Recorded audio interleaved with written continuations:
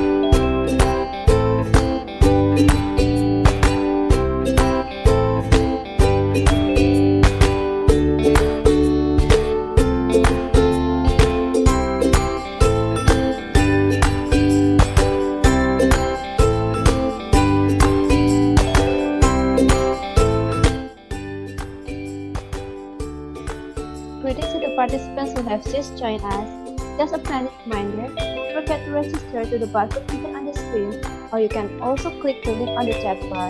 On this beautiful afternoon, I would like to welcome you all to open up your cameras and press record by showing your beautiful and handsome faces. Thank you very much.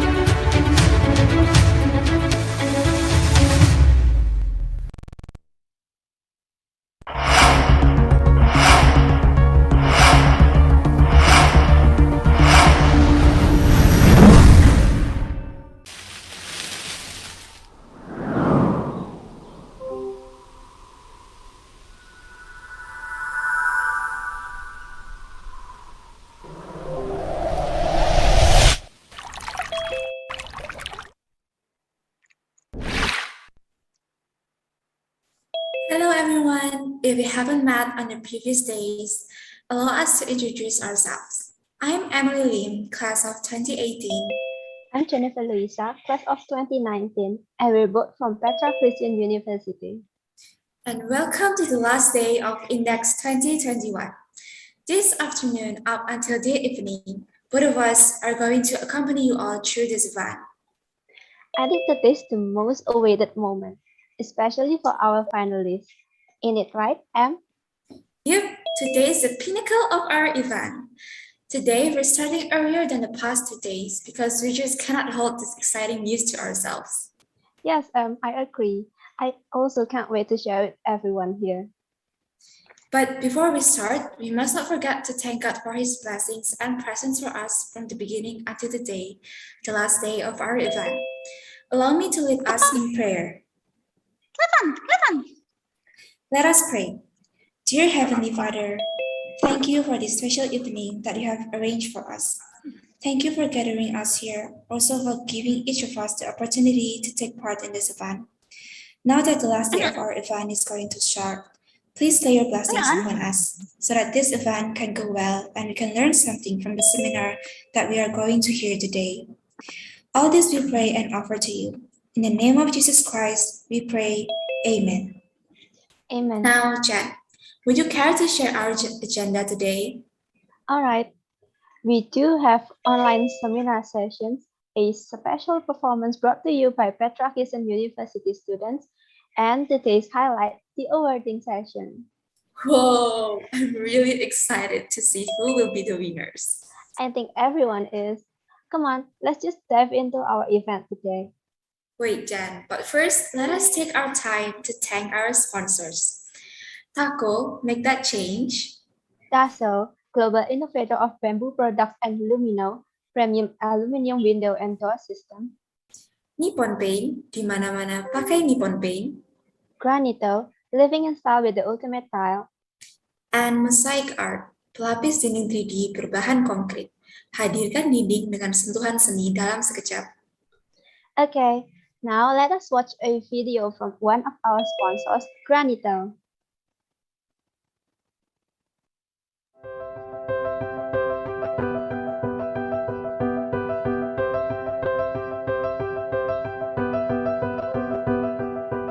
Sejak pagi memulai hari, aku selalu ada untuk kalian.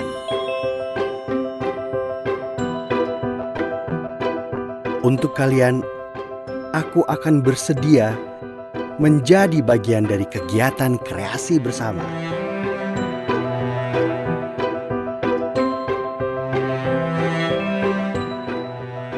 Untuk kalian, aku akan selalu kuat.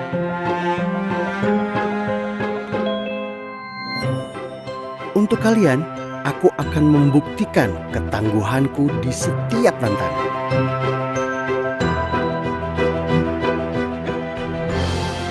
Untuk kalian, aku akan kembali bersih, mengkilap, tanpa noda membekas.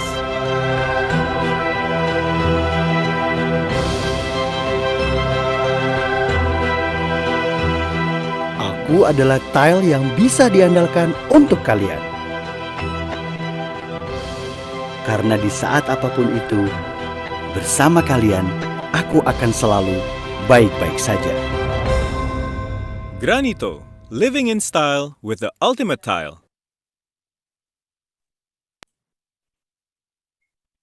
I enjoyed the video very much, don't you too, Em? I surely do. Why don't we get to know more about them? All right, let's give it up for Granito. To Mr. Jansen Octanius, the stage and time is yours. Thank you very much, Emily and Jennifer. Oke, saya akan mempresentasikan dalam bahasa Indonesia ya. Sebelumnya perkenalkan, saya Jansen Octanius. Di sini saya selaku Customer Care and Design daripada Granito.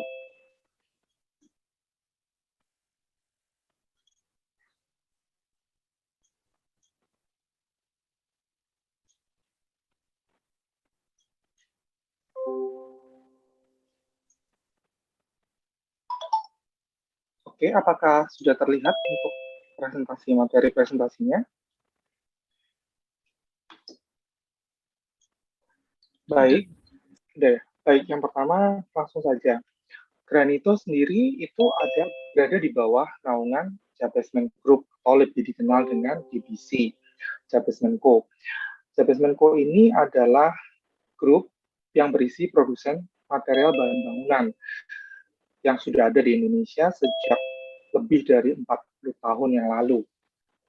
Nah, di bawah naungan di sini ada beberapa bisnis unit yang menghasilkan beberapa brand yang mungkin rekan-rekan sudah pernah mendengar. Di antaranya ada Jabasment, ada merek Rucika dengan berbagai macam pipa dan sambungan pipa, kemudian ada papan silikat merek Royal Board, ada juga Suprex untuk profil aluminium, dan juga ada Granito sendiri. Nah, Granito sendiri adalah sebenarnya sebuah merek homogeneous style dengan kualitas premium yang sudah diproduksi di Indonesia sejak tahun 1995 oleh PT Royal Board Bangunan Inti Granito, di mana lokasi pabriknya berada di Lembang, Cikarang. Ada beberapa hal yang perlu rekan-rekan perhatikan dalam memilih granita dengan kualitas premium.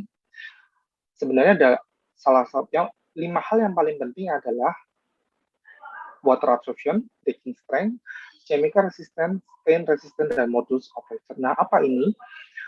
Sebenarnya poin yang paling penting perlu diperhatikan adalah daya serap airnya. Mengapa? Karena daya serap air ini akan mempengaruhi nilai-nilai daripada poin-poin yang lain yang tadi saya sebutkan. Baik itu dari segi kekuatan, kemudian dari segi daya serap air, ketahanan terhadap bahan kimia, ketahanan terhadap noda, dan lain sebagainya. Nah, nilai yang distandarkan oleh SNI adalah di bawah 0,5%. Nah, sebetulnya untuk daya serap air sendiri, semakin kecil nilainya itu akan semakin baik. Mengapa? Karena berarti pori-pori dari produk tersebut sangat kecil, sehingga daya serap airnya juga kecil. Kalau pori-pori kecil berarti materialnya padat, mempengaruhi terhadap kekuatan, dan seterusnya. Sedangkan Granito sendiri untuk daya serap airnya ada di nilai 0,05% atau jauh di atas yang distandarkan oleh SNI. Jadi tingkat kerapatan materialnya tuh cukup padat ya. Saat ini Granito sendiri sudah memperoleh sertifikat SNI ISO 9001-2015 untuk manajemen quality, dan juga SNI ISO 13006-2015 untuk produk quality standard. Ini adalah jaminan kualitas produk daripada Granito.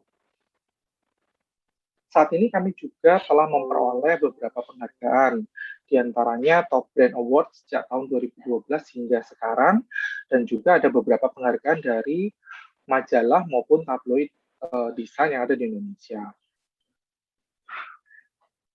Saat ini juga Granito telah memperoleh sertifikat Green Label dengan peringkat atau level Gold, di mana penilaian ini itu dikeluarkan oleh GPCI itu berdasarkan produknya, dan juga oleh GBCI itu berdasarkan proses produksi, building, dan lain sebagainya. Sertifikat ini juga bisa, jadi artinya Granito pun mampu untuk mensuplai proyek-proyek yang mensyaratkan untuk green label, terutama proyek-proyek green building yang mensyaratkan untuk pemakaian material yang ramah lingkungan. Nah, Granito bisa untuk mensupport proyek tersebut. Nah, sebagai komitmen kami, salah satunya yang mungkin bisa dilihat oleh konsumen adalah kami mengganti box daripada produk Granito yang dari dulunya bercat putih, menggunakan cat putih, akhirnya menggunakan material kardus yang bisa didaur ulang, dari material yang daur ulang dan bisa didaur ulang, dan warnanya pun menggunakan warna natural daripada kardus. Kemudian untuk jaringan distribusi, saat ini Granito telah memiliki mitra usaha yang tersebar di berbagai daerah di Indonesia, dari Sumatera hingga ke Papua. Jadi nanti rekan-rekan juga tidak perlu khawatir apabila ada proyek atau kebutuhan akan Granito di luar Pulau Jawa. Kita sudah memiliki beberapa mitra usaha di luar Pulau Jawa yang tersebar di seluruh Indonesia. Nah, saat ini juga Granito juga melaunching yang namanya Granito Care yang sifatnya membership, di mana dari membership ini rekan-rekan nanti bisa memperoleh keuntungan. Yang pertama, memperoleh garansi produk 25 tahun hingga 25 tahun, kemudian memperoleh layanan profesional free design, kemudian memperoleh sampel chip, dan juga ada supervisi pada saat waktu pemasangan tile dan juga aplikasi pemasangan, training aplikasi pemasangan yang dilakukan oleh tim technical support kita. Untuk produknya sendiri, saat ini kami ada 2 buah brand. Yang pertama adalah Granito dan juga yang kedua adalah Artile. Granito lebih dikenal dengan polish tile atau polishing tile, sedangkan Artile lebih dikenal dengan digital tile. Karena berdasarkan proses produksinya. Untuk Granito sendiri diproduksi dengan sistem polishing atau dipoles menggunakan batu abrasif, sedangkan Artile diproduksi dengan proses digital printing, makanya dikenal dengan digital tile. Ada beberapa range, yaitu ada Salsa, Palazzo, Aurora, Ambience, kemudian Castello, ada Mosaic, Roof, aksesoris. Sedangkan untuk Artile itu ada Terrain, ada Cosmo, ada Forte, Mirage, Maison, Empire, Lunar, Element, kemudian ada Art Deco, Palais, dan yang terbaru adalah Hotel. Untuk Granito sendiri dibagi menjadi 3 permukaan. Jadi Granito memiliki 3 permukaan. Yang pertama yang polis atau yang mengkilap, kemudian yang unpolished itu yang tidak kilap. Kita lebih kalau istilah di Granito itu oasis ya, jadi permukaannya seperti kulit jeruk. Kemudian juga ada yang plastik atau yang kasar. Nah, berikut adalah koleksi warna yang ada di Granito. Untuk motifnya sendiri, Granito lebih banyak ke arah motif-motif granit atau motif-motif yang natural, yaitu ada salt and pepper, kemudian ada motif travertin, ada motif serat marmer, dan warna-warnanya lebih warna-warna yang earth tone. Nah, untuk lebih lengkap nanti rekan-rekan bisa men-share barcode yang ada di layar masing-masing. Berikutnya kita ada produk yang namanya HOV atau Hospital Plane. Ini dipakai atau dipasang pada pertemuan antara dinding dengan lantai. Tujuannya supaya tidak membentuk sudut 90 derajat sehingga mudah dalam hal pembersihan, sehingga ruang tersebut jadi lebih higienis. Biasanya yang biasa menggunakan PUF ini adalah kebanyakan rumah sakit dan juga beberapa industri makanan yang memang mensyaratkan higienitas ruangan yang tinggi. Kemudian ada juga aksesoris kita untuk tangga berupa step nosing dan bull nosing.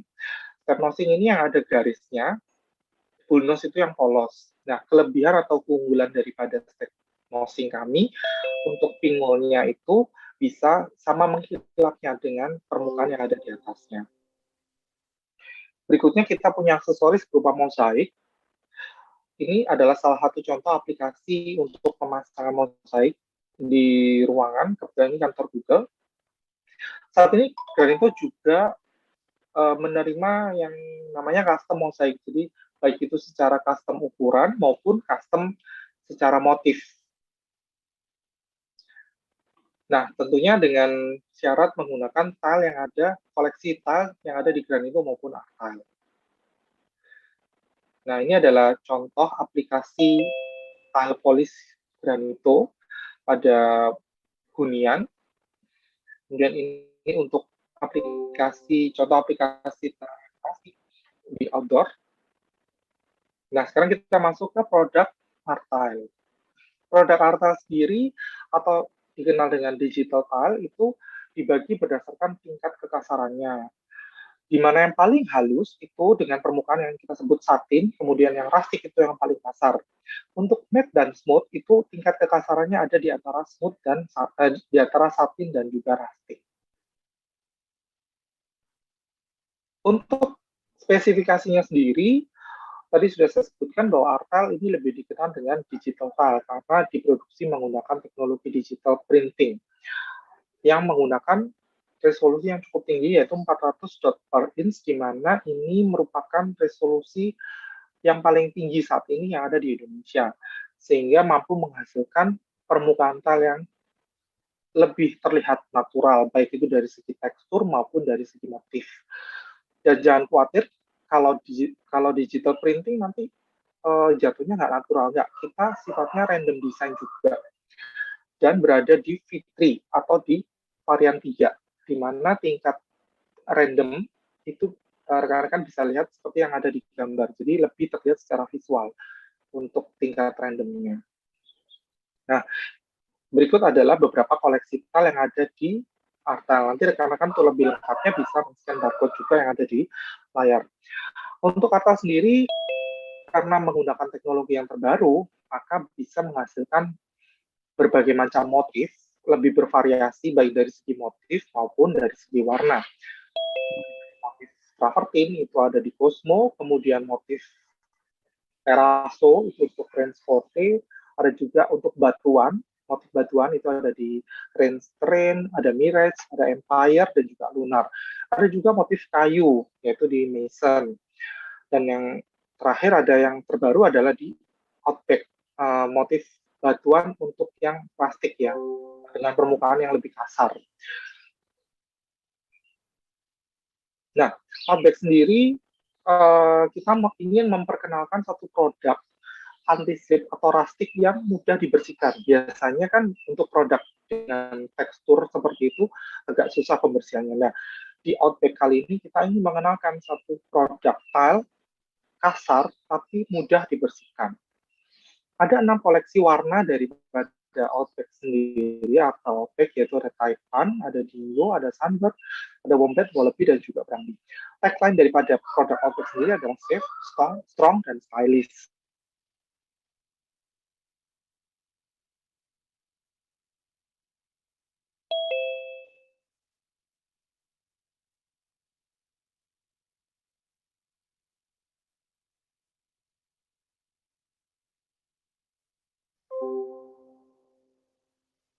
Dan ini sangat cocok untuk diaplikasikan pada ruangan-ruangan yang high traffic area. Begitu juga dengan yang kedua, tingkat kelicinan atau tadi yang saya sebut anti-slip. Kita berada di R11, memiliki nilai R11 sesuai dengan tes yang dilakukan berdasarkan standar DIN ya. Ini standar yang diakui secara internasional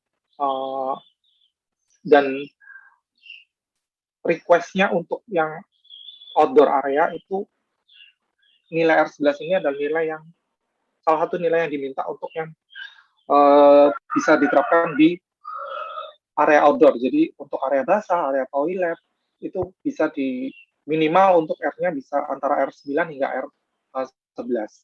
Kemudian dengan teknologi HD inkjet tadi yang saya sebutkan digital printing dengan resolusi yang cukup tinggi itu juga mampu menghasilkan produk dengan motif yang bagus, warna yang bagus, dan juga terlihat natural secara desain.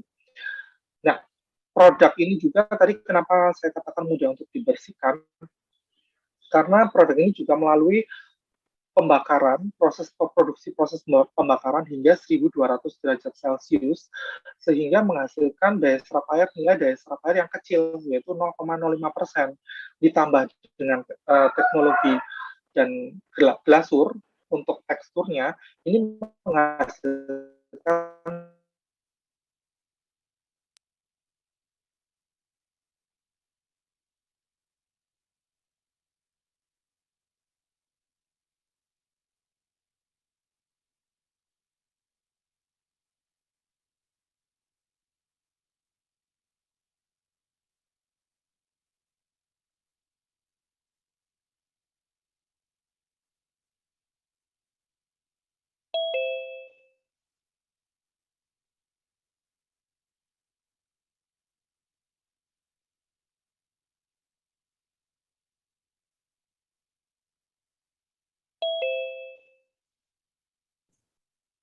Excuse me, Mr. Jansen. I think your connection is a little bit low.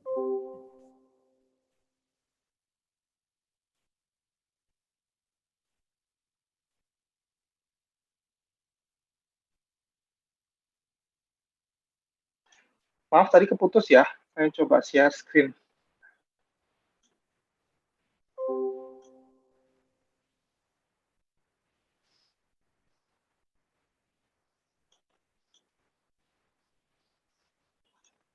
Oke, saya lanjutkan. Ini adalah salah satu contoh penerapan atau aplikasi daripada artal elemen, di mana rekan-rekan bisa melihat tingkat randomnya itu bisa kelihatan sangat random dan natural, meskipun dia digital printing. Kemudian ini salah satu contoh aplikasi untuk tile Outback Dingo, dan juga ini aplikasi yang Outback Brabi untuk di poolside atau di outdoor, di area kolam renang. Ini cocok untuk di area basah memang, karena memang seperti yang saya sudah sampaikan, bahwa tile ini merupakan tile anti-slip yang mudah untuk dibersihkan juga. Nah, berikut adalah beberapa referensi proyek yang berhasil kami dokumentasikan.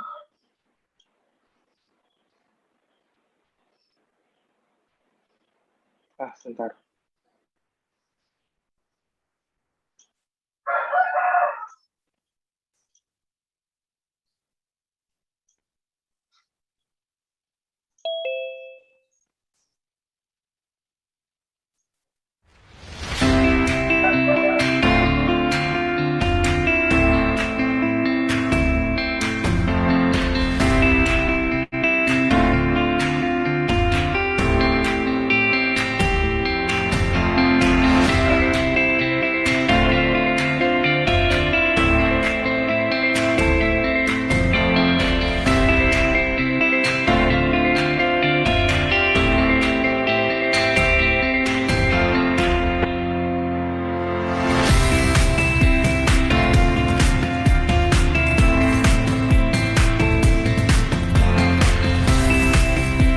Ini ada juga Jakarta International Airport.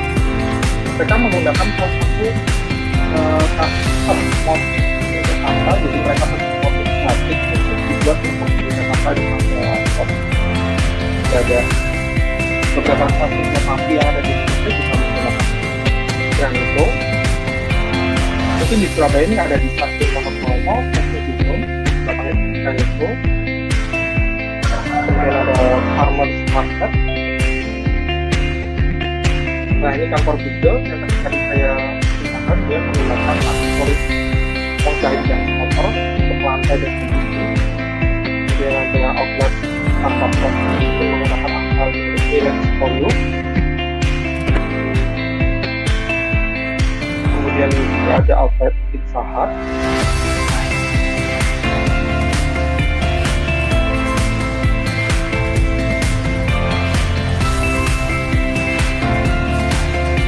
Ada juga outlet sport station,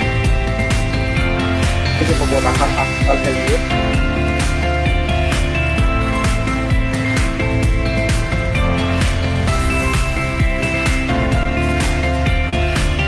Lanjut.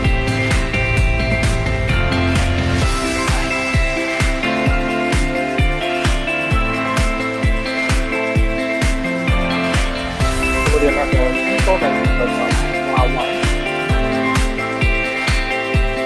Itu perpustakaan nasional kalau mau terjadi dengan ada parking,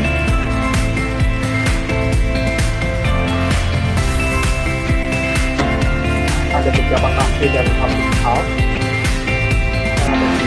yang ada di Jakarta juga. Sorry, BSDA ada di Jakarta juga. Adidas Factory, kemudian Modal Bis. Juga ada beberapa kredit yang ada di Surabaya dan Bandung.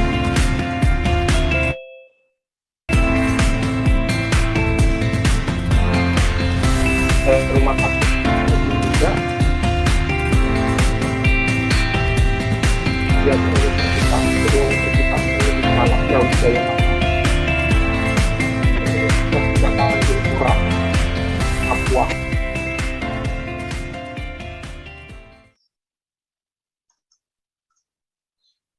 Oke, selanjutnya apabila nanti rekan-rekan membutuhkan untuk katalog maupun press list daripada grant itu, nanti rekan-rekan bisa mengunjungi website kami atau men-scan barcode yang ada di layar. ini akan langsung terhubung ke website Granito di www.granito.co.id. Nah, apabila ada kesempatan nanti mungkin rekan-rekan bisa mampir juga ke showroom kita yang ada di Jakarta maupun ada di Surabaya. Khususnya di Surabaya ada di Gedung Gera Pasifik lantai 11 di Jalan Basuki Rahmat nomor 8791 Surabaya. Terima kasih atas waktunya. Saya kembalikan ke Master of Ceremony. Well, thank you very much, Mr. Jansen Octave News for sharing. We sure gain a ton of knowledge about Granito more. So since we still have time left before the next event, we have about 10 minutes left. So does anyone have any questions to ask? Since we have Mr. Jansen here himself. Okay.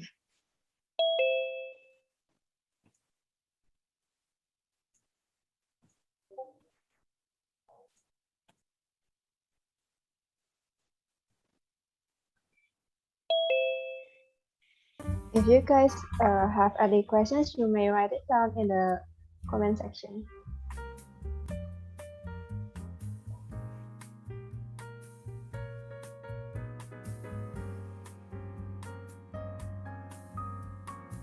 Okay, so maybe it seems that our participants still don't have any questions to ask. I have a few questions that I want to ask to you, Mr. Jansen. Maybe I'm gonna ask it in Bahasa.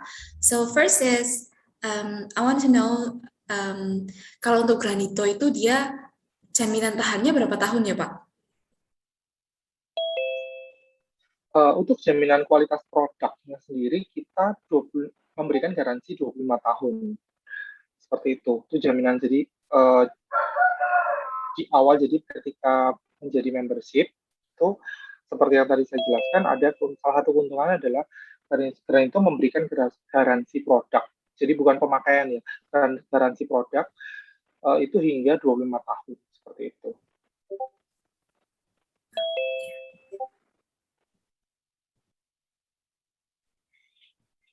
Oke, saya punya pertanyaan juga untuk Pak Jansen. Kalau boleh tahu Pak, ketebalan naat keramik Granito berapa ya Pak? Untuk ketebalannya sendiri saat ini di 8 mili hingga 1,2 mili. Kalau yang 8 mili itu ukuran 60 kali 60, sedangkan yang 1,2 itu yang ambient groove ukurannya 60 kali 120, seperti itu.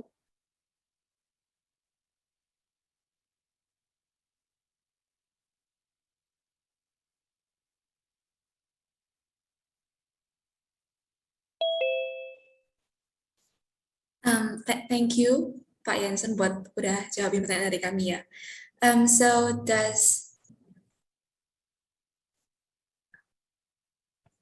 Oh, here we have one from our teacher in Petra University. Maybe I'm gonna read it for you. Dari Ibu Mariana, untuk Granito ini merupakan homogeneous style atau heterogeneous style ya Pak? Ketika dipoles beberapa kali, apakah motifnya akan pudar? Oke, saya akan mencoba menjawab. Untuk Granito sendiri dikenal dengan istilah homogeneous style. Apakah arti homogeneous style? Itu style yang dari segi material, penyusun maupun dari segi materialnya pun itu sama dari atas hingga ke bawah. Jadi nanti kalau rekan-rekan kebetulan membeli Granito, itu nanti bisa dilihat dari lapisan atas sampai bawah itu memiliki material yang sama dan kualitas yang sama. Jadi istilah kasarnya kalau misalnya bagian belakangnya kita poles, itu nanti bisa sekilap yang bagian atasnya. Nah, ketika dipoles berapa kali apakah motifnya akan pudar? Nah, untuk Granito sendiri ketika sudah dipasang itu memang tidak memerlukan poles atau perawatan seperti marmer ataupun granit. Jadi tidak perlu dipoles ulang seperti itu.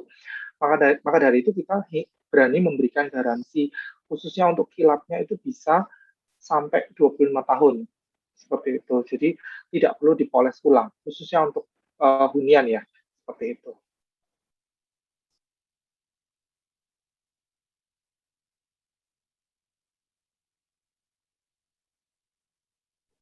Oke, Kak, terima kasih.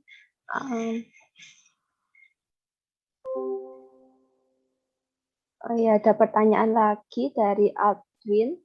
Selamat siang, Pak. Saya mau bertanya, untuk produk granito tile, apakah hanya dipakai di lantai atau juga bisa untuk penggunaan lapisan meja seperti di kitchen set? Oke, sebenarnya untuk granito sendiri tidak ada spesifikasi khusus apakah ini harus dipasang di lantai ataupun di dinding. Jadi produk kami itu bisa dipasang di lantai maupun di dinding. Pertanyaannya apakah bisa juga untuk di kitchen set, di top table-nya, itu bisa. Hanya kelemahannya kalau untuk granito sendiri kan biasanya untuk top table, karena ukuran kita terbatas, jadi paling panjang 120 cm, itu nanti akan ada istilahnya nutnya pertemuan. Nah, biasanya tergantung customer mau menggunakan yang seperti itu atau yang marmer utuh seperti itu. Nah, bisa saja untuk dipasang di top table seperti itu. Ya, terima kasih Pak. Ini untuk selanjutnya ada dari Kevin Andrian. Selamat siang, saya ingin bertanya untuk maintenance dari produk granito ini bisa menggunakan apa ya? Atau sama seperti lantai biasa atau ada perlakuan khusus ya Pak?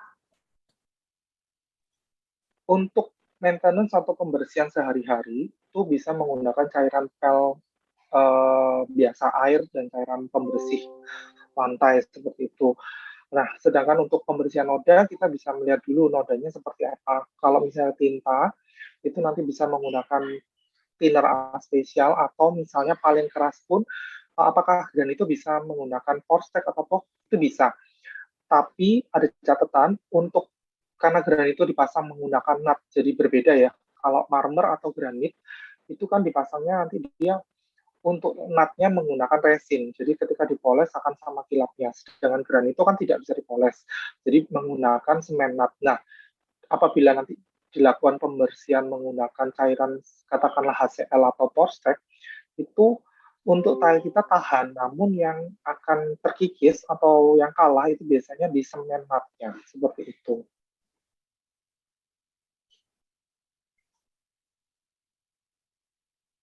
Baik, terima kasih Pak. Ada pertanyaan lagi dari Jessica Christie. Siang Pak, bagaimana proses inovasi granito supaya tetap laku di pasaran? Dari mana bisa mendapatkan inspirasi untuk menyediakan produk yang unik dan menarik? Terima kasih. Baik, terima kasih untuk pertanyaannya. Saya akan mencoba menjawab. Recording in progress. Bagaimana kita terus berinovasi, salah satunya adalah dengan menghadirkan produk art tile atau yang zamannya digital printing sekarang ya, yang lagi tren. Ke depan kita akan juga terus melakukan inovasi.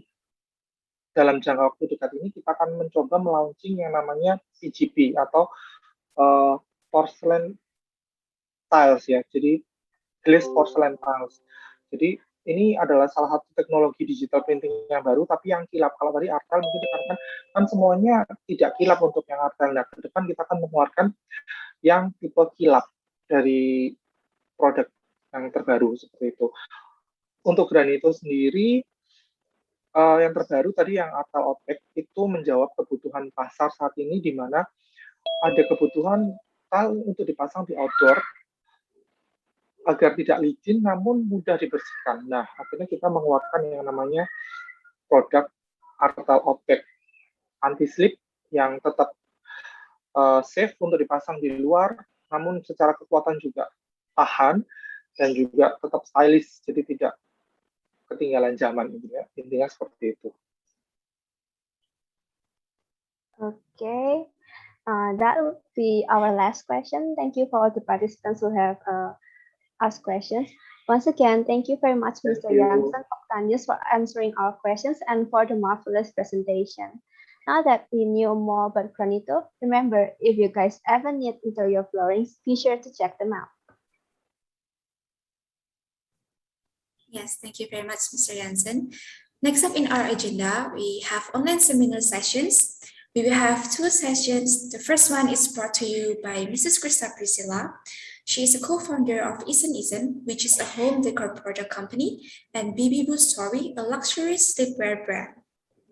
The next online session will be brought to you by another special guest speaker, a young and talented gentleman from Malaysia.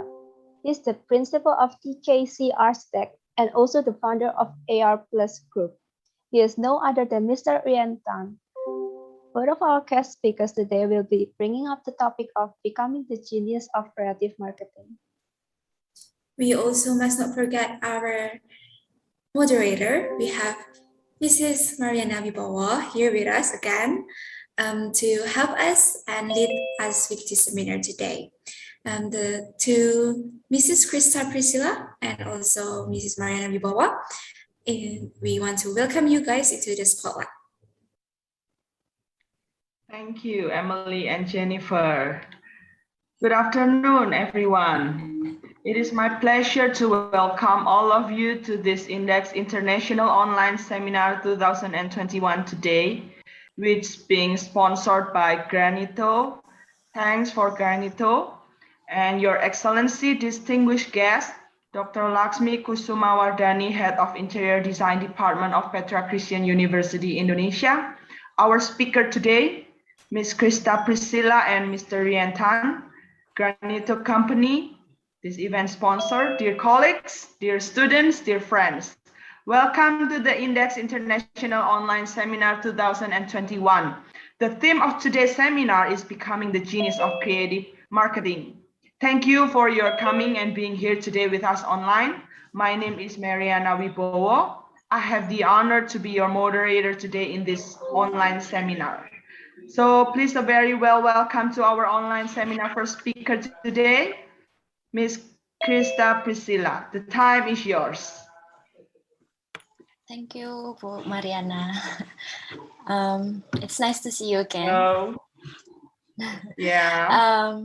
Okay, I will, should I share my screen now? Yes. Okay.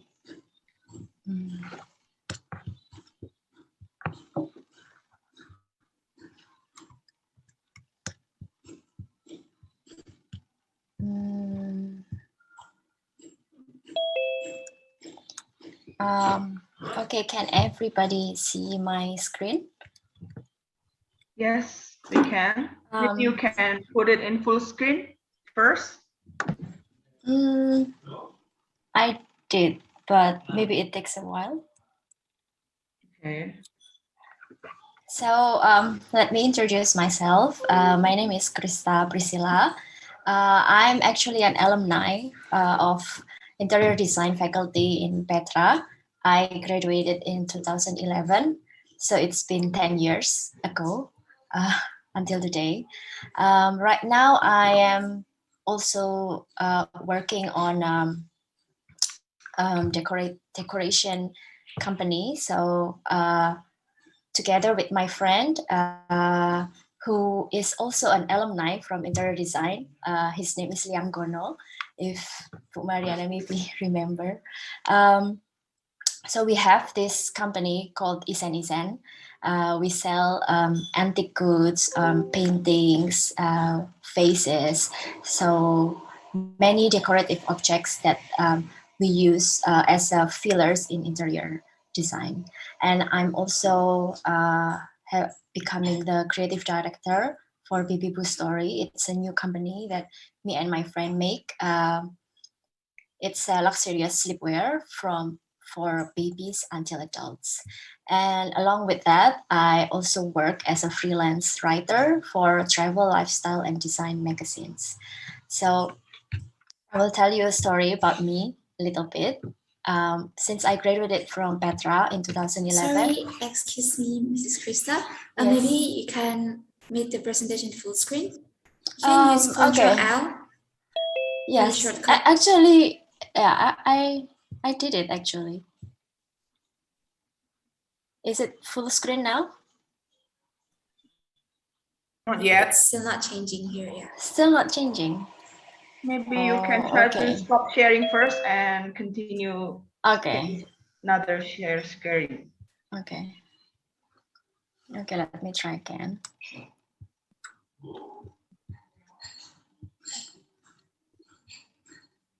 Yeah. Okay, is it full screen? Yes. Thank you. Okay. Yes. So after I graduated in 2011, I went to Jakarta. I worked as an interior designer at Alvin T.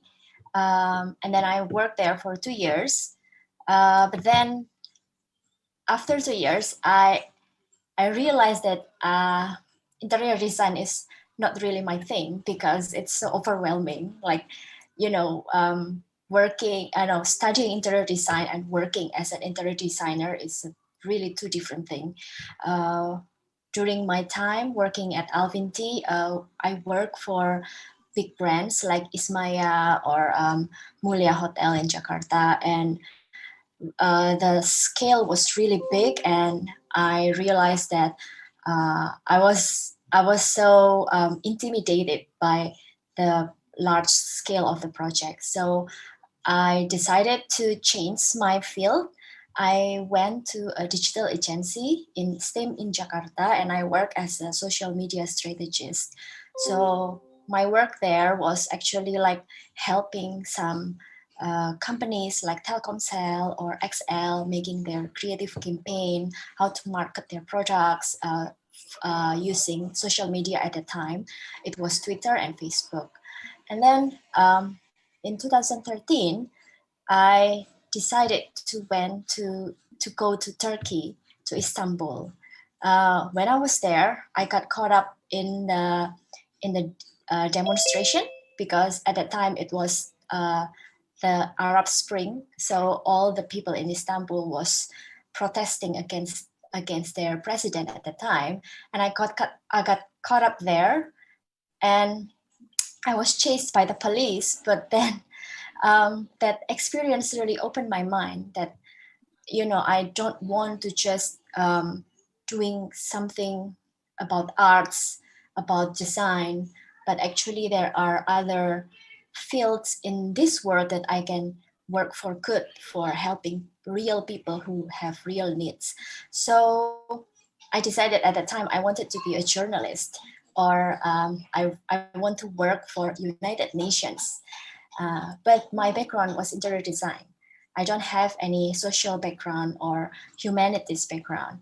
So I enrolled to Waseda University in Tokyo, in Japan. I decided to continue my study in international relations. So in 2015, I went to Japan, and I continue my master degree there. Uh, and then during my time in Japan, I also work as I also work. Yes, sorry. During my time in Japan, I work as a part-time teacher. But also at that time, I met a lot of creative people that I never thought I would meet before, and that 5 years in Japan really changed me and actually lead me back to the design and creative and art worlds. So okay, so right now this is Isan. So this is like the some of the objects that we sell, antique vase or painting, photographs, and we also do some styling consultation. So your work as an interior design, sometimes it's finished until the space is created, right?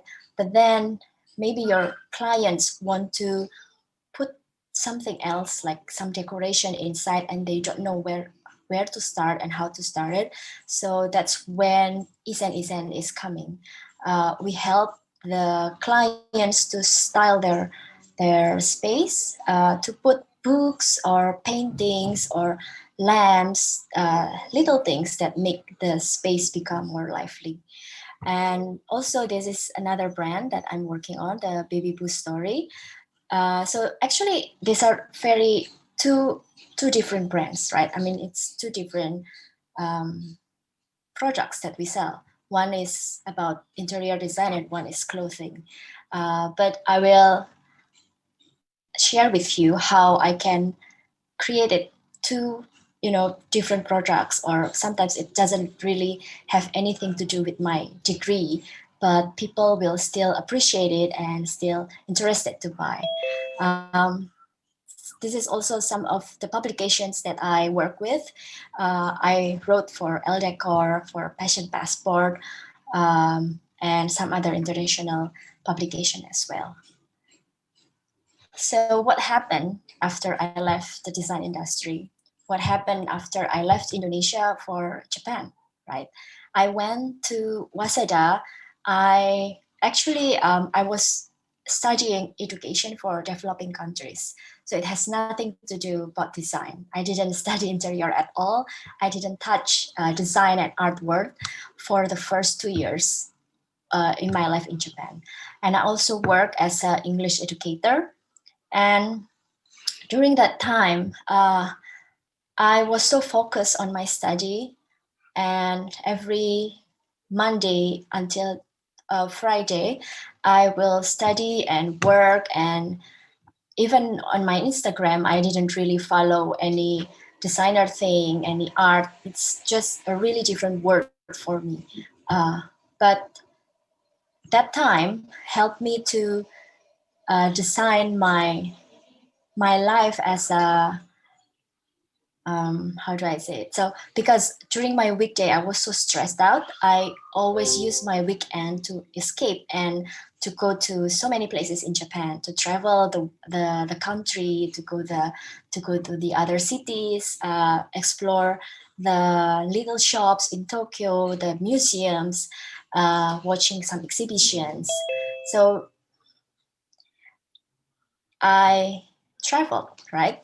I went to, this is in Kyushu, the most southern island in Japan.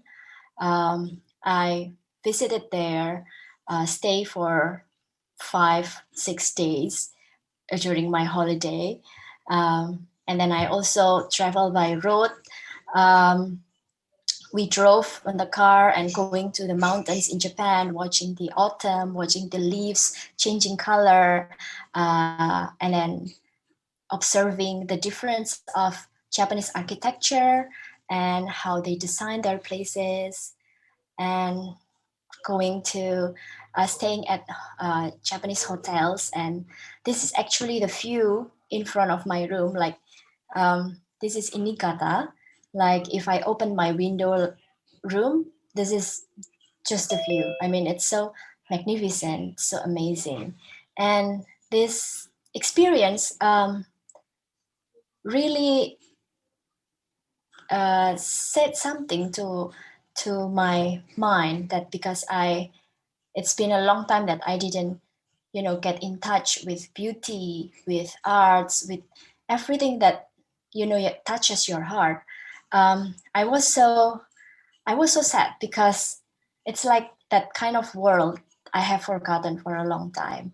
So when I went to these places, I tried to capture using my phone, and I captured it using my phone, and I want to share it to my friends. I send it to my WhatsApp, to Instagram, but I feel like the pictures that I took didn't really represent what I saw with my eyes. And I was so frustrated, because I saw so much beauty. I saw so much wonderful things in Japan, and my friends and my families, they cannot really feel it. So I was thinking, what's wrong with the way I tell the story?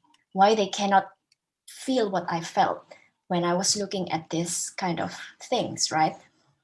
And then I came across this photographer, blogger. Her name is Beth Kirby. On Instagram, she was quite famous. Her Instagram name was Local Milk. Suddenly, she posted some pictures about Japan that I saw. And I was thinking, like, she went to the same places with me. She took the same picture of the same place, but why she took it so much better than me? Why, when I look at her picture, it tells so much story, so much beauty, and my pictures didn't. So I tried to, in Indonesian we say it's kepo, right? So I'm trying to kepoing her. Like I go to her Instagram, then I go to her blog. I want to learn how did she make that? How can she, you know, amaze people with her photograph? It's the same place, it's the same Japan, but her Japan is much more beautiful than mine. Uh, so then I follow her, and she also, she sometimes share how she edit the pictures, what camera she uses, and I try to follow that. I upgrade my camera, and then I learn the basic of photo editing. And then one day, she announced that she is coming to Japan, to Tokyo. She's going to make a workshop. So I thought, okay, maybe this is my chance. I can meet her, I can ask her all my questions, and I can learn directly from her. So then I signed up for her workshop. It's in Tokyo. She taught how to do styling. So that's something that I didn't understand at that time. What is styling? Um, and she told us that that's how you make your pictures pretty. You don't just take pictures. You arrange the things, you make sure you take the right angle. And she teaches us the basic of styling, and teaches us the basic of photography and editing. And these are some of the pictures that I took when I was attending her workshop. It was so enlightening for me, and it was so refreshing for me at the time, because this is my first encounter with uh, beauty and creative world and design world again after I left it for so many years. And then something changed in me. I realized that I really miss being in this world again, in this creative world. So I decided to, okay, why don't I try to um, focus on this photography as a, not just as a hobby, but as a new skill that I can develop.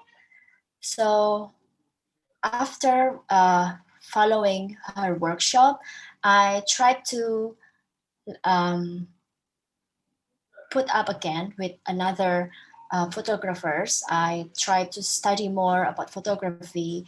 I tried to find another beautiful places in Tokyo that I can access, and I try to take pictures almost every day, and try to edit them and post them on Instagram. And um, apparently it makes some changes in mine. So here, this is the first Instagram post since I moved to Japan. This is with iPhone camera.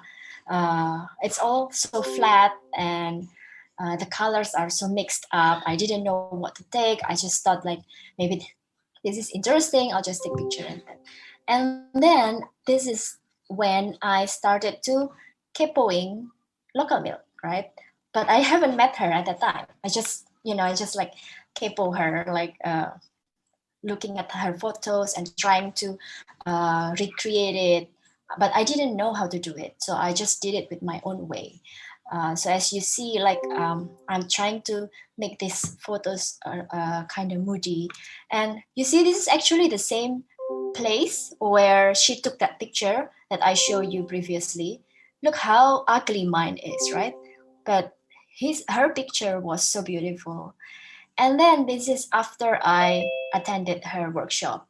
So my editing game is leveled up, and then I already knew what kind of pictures that are more interesting to see, what people want to see. So I think like also around this time, people started to recognize me. So people that are not my friends, but I mean like strangers, random people, because I also put up the hashtag and everything to make it easy for people to know me.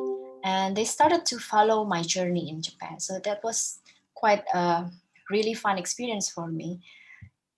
And then because so many people started to recognize my work, suddenly I was contacted by this Passion Passport. Passion Passport is a US based travel publication. I think the community that it holds in Instagram is almost, I don't know, maybe 1 million, 2 million people.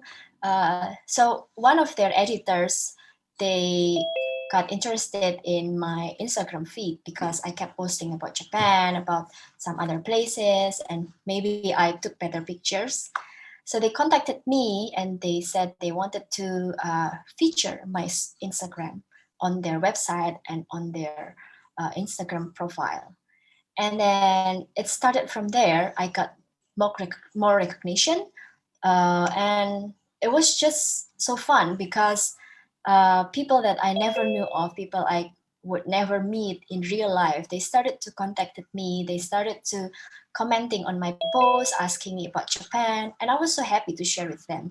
And actually, I made some friends through Instagrams, friends that some international traveler or famous travel blogger that came across my Instagram. And we are friends until today, and they really helped me a lot with, when I established my new brands. So I think it really helps me to get recognized internationally. And then I realized that apparently learning and studying from a professional is really giving me a good benefit. So I decided that, okay, I should learn more, maybe not photography, but the other creative field. And then I came across a famous calligrapher in Jakarta. Her name is Truvipi. Apparently, she was my former client when I was working at Alvin T. So it was so surprising for me that we got reconnected again. And when I talked to her, I said, "Okay, now you are famous. You are my former client, right?" And she said, "Yeah, I remember you were designing my apartment at that time." So it was so surprising for me because I never thought that you know. Your past relationship with people, your clients that maybe you think like it's just a job, and then after the job is finished, you are nobody again for each other.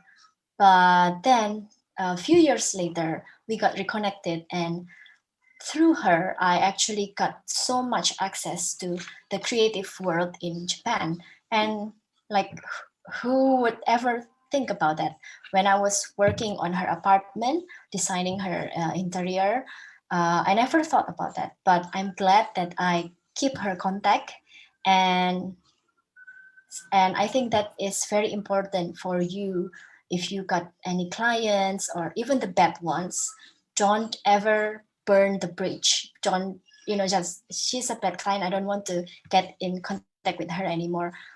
You may never know. You don't know in 2 years, in 3 years, you might be in contact again, and maybe this bad client will uh, help you to get the other clients that you will never get access to unless you are from her. So True VP has this calligraphy workshop in Tokyo. So I attended that. And because she's an Indonesian, I'm an Indonesian too. Uh, then she felt like, okay, let's meet up, let's have dinner together, because I don't know anyone in here. She said everybody is Japanese, I don't speak Japanese, so it's good to see another Indonesian.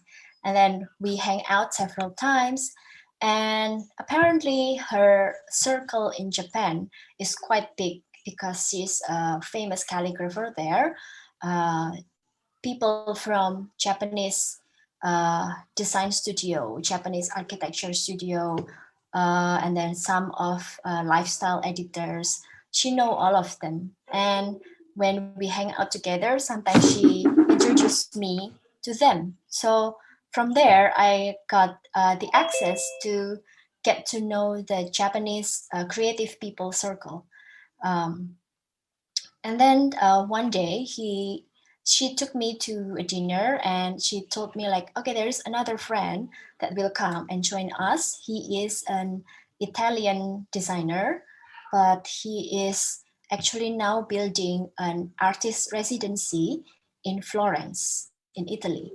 Artist residency is like a place where you can stay when you are in Italy, but the people that stay there is only artists.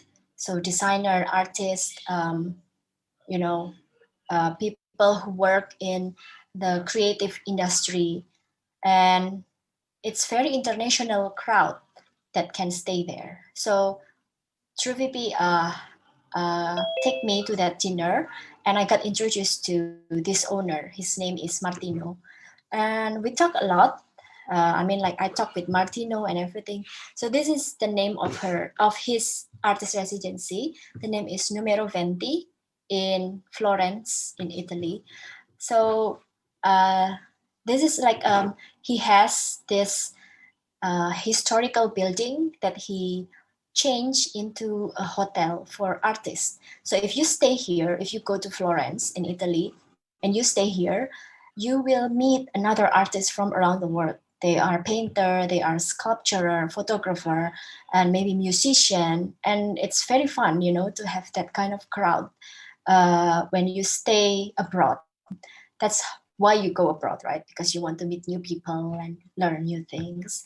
And uh, I got introduced to Martino, to the owner of Numero Venti, and we talked a lot. And at that time, I already started to write for magazines, for El Decor, for Passion Passport. And Martino was interested in my work because he said, "Oh, I was looking for a writer because we are going to make a publication for our brand. So people don't just come for the hotels, but they also can get some knowledge about design from all around the world." And he offered me to write something for Numero Venti.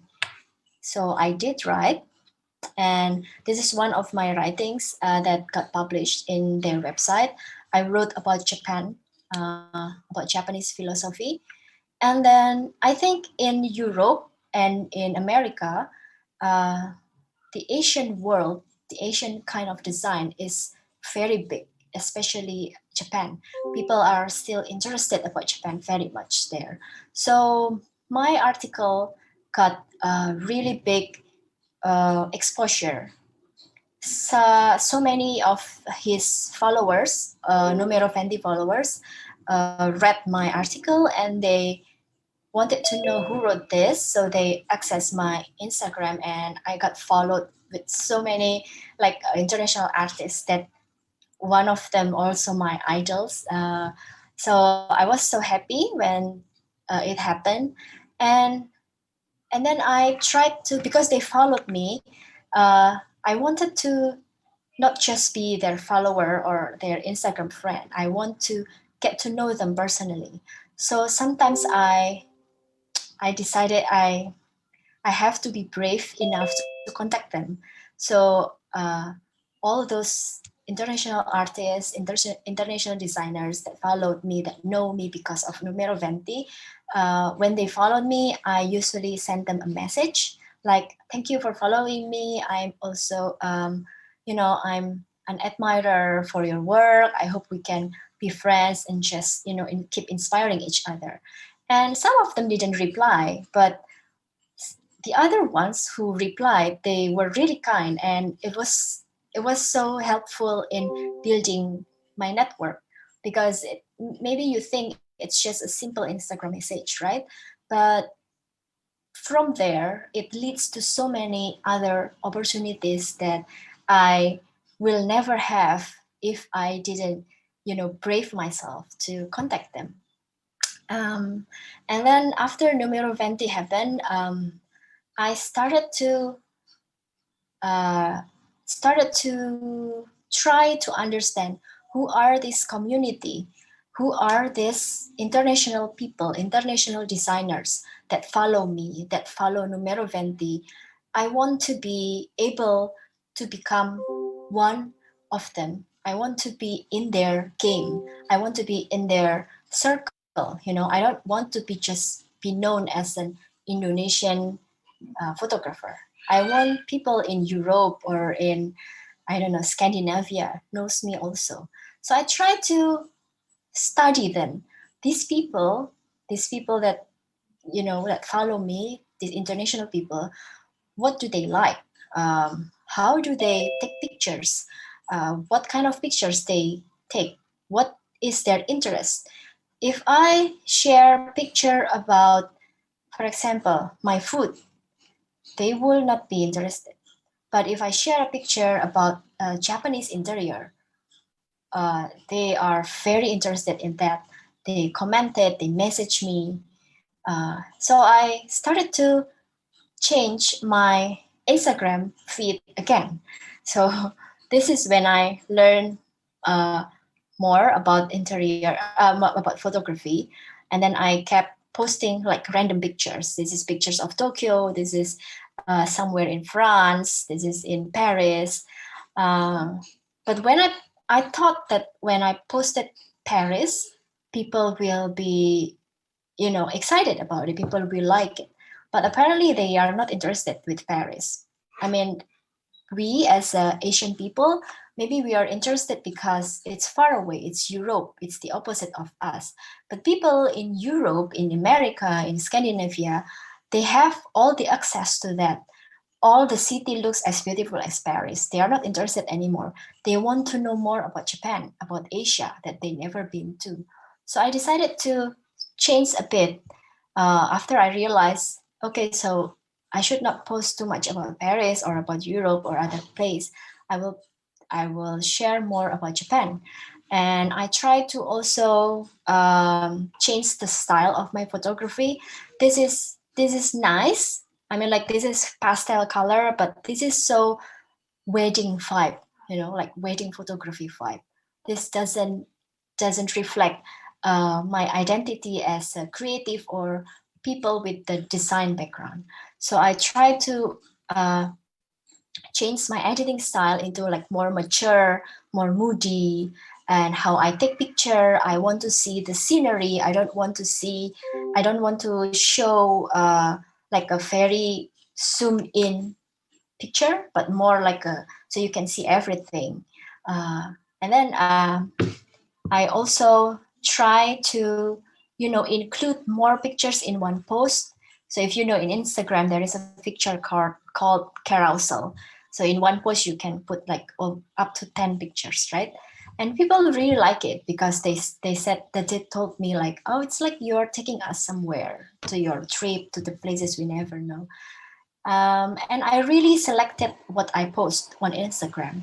So if it doesn't have anything to do with Japan or with travel or with design, I will not post it. For example, like I just had a baby.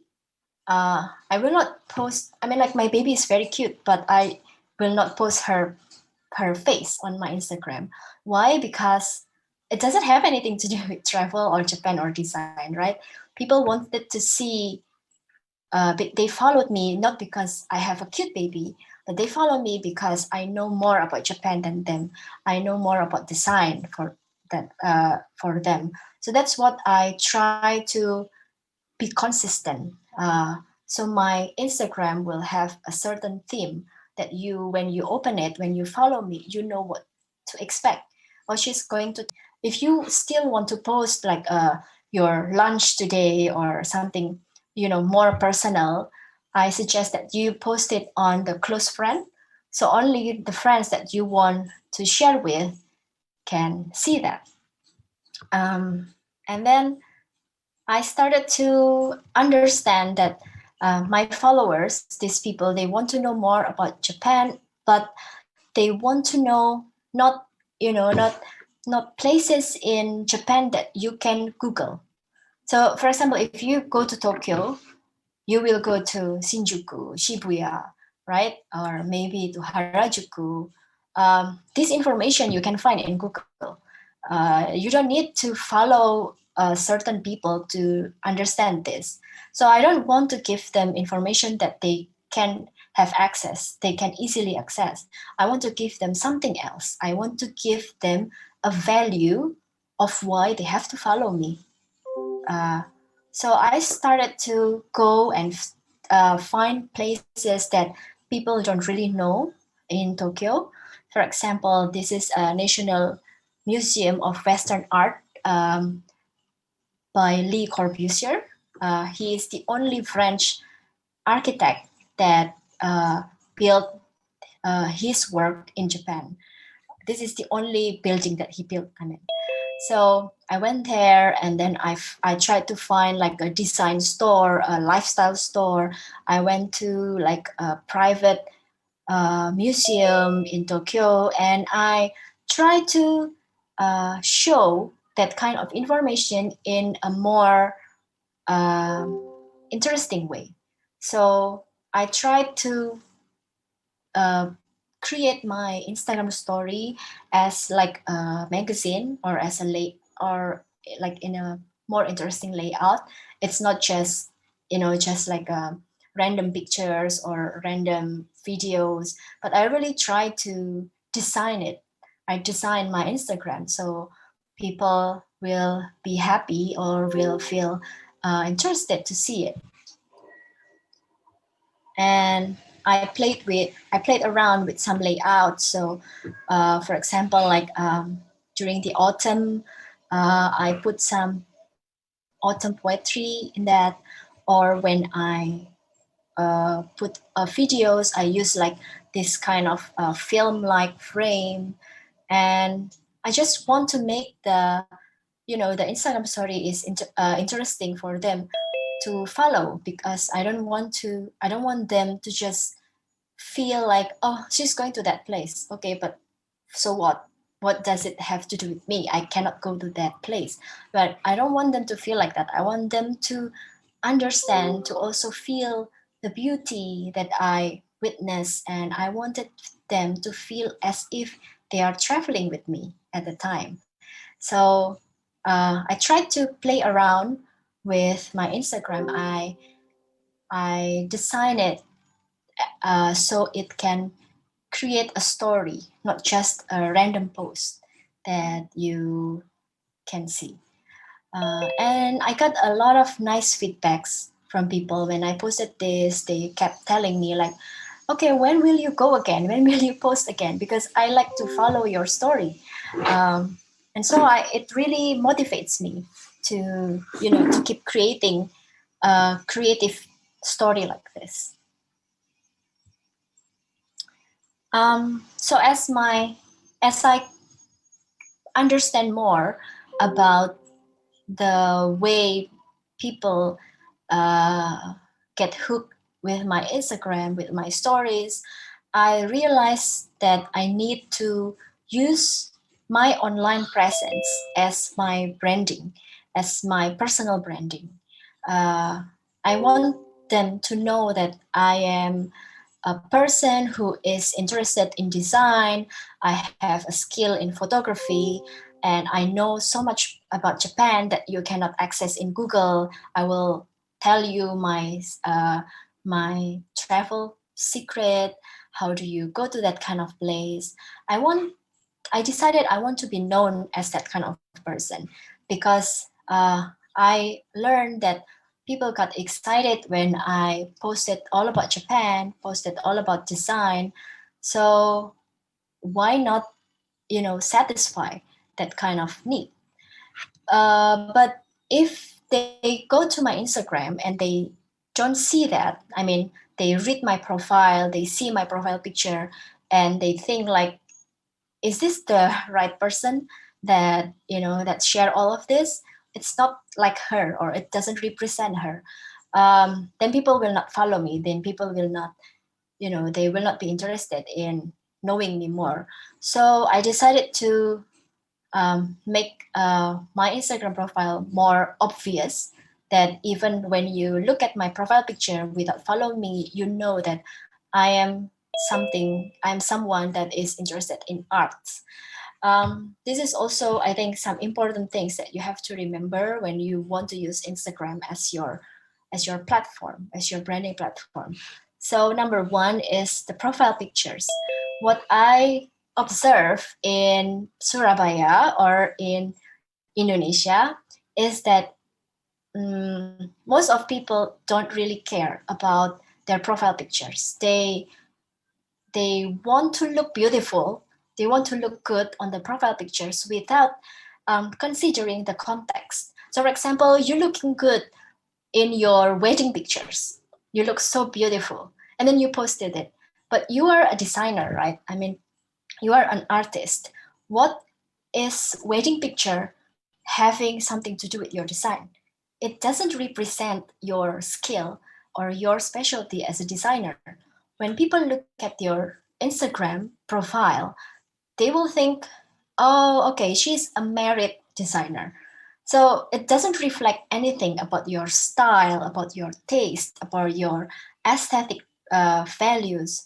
So try to have a proper profile picture. So if you're a designer, try to take pictures that show that you're a designer. So even before people open your Instagram, when they see your picture, they know, oh, this one I think is someone from creative field or someone from the art or design field, like that. And then make it clear to your audience who you are and what you do.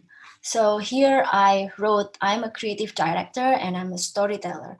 So when people open my profile, they know what I do and they know what to expect from me. If I write this, I'm a creative director and storyteller, you can expect that I will not talk about, for example, I will not talk about food because I'm not a food blogger, right? I may appreciate food, but I will not talk about it. And then you can also write location. I think location is interesting because, for example, I like everything about Paris. I want to follow people from Paris because I want to see Paris. I want to know what's going on in Paris. So knowing where they are, it can show if I will be interested in them or not. But also you have to be careful because you cannot put some place that is unknown to the national to the international market. For example, like if you put Surabaya, maybe people will not know. I mean, like people from Italy will not understand where is Surabaya, right? So maybe you can put Indonesia. So by putting Tokyo and Jakarta, they can expect that I know about Tokyo, I know about Japan, but I also in Jakarta right now.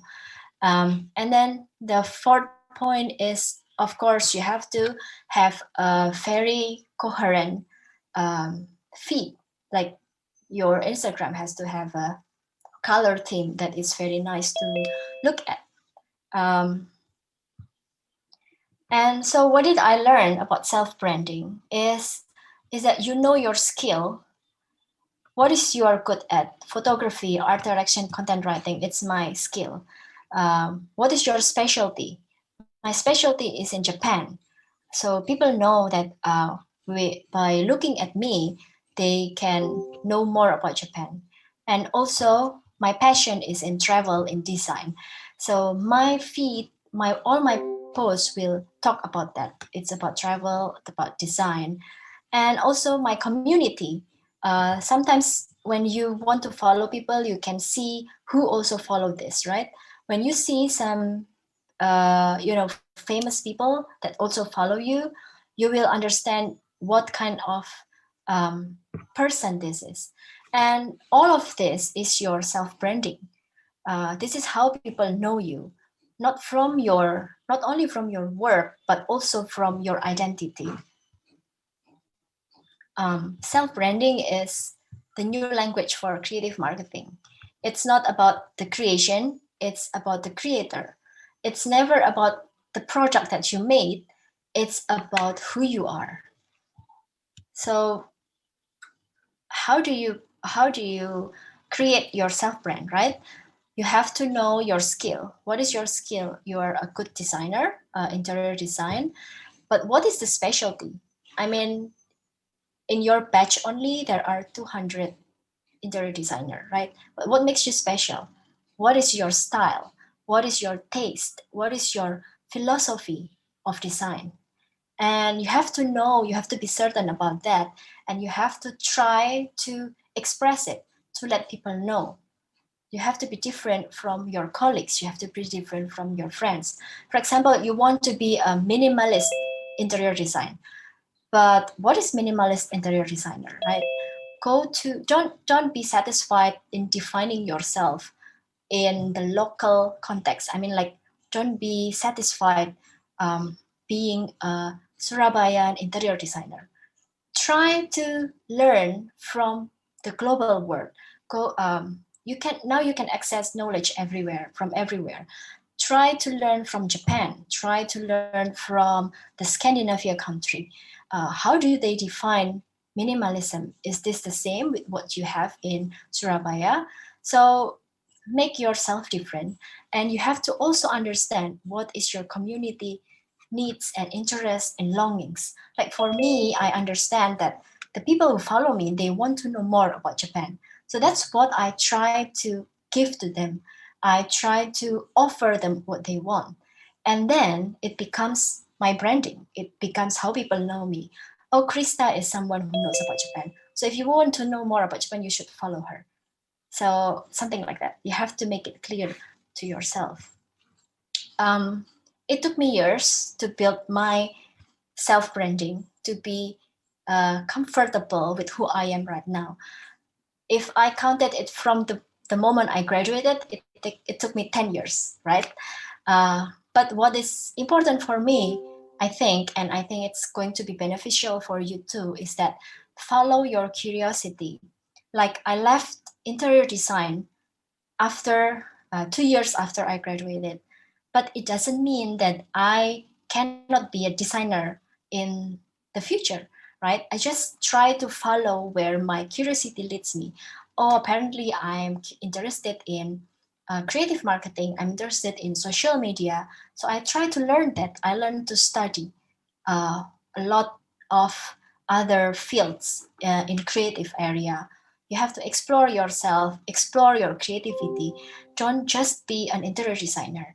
Be a storyteller, be a graphic designer, be a photographer. Learn a lot of things that can enhance your skill as an interior designer, as a creative. Then people will know that you're not just an ordinary interior designer.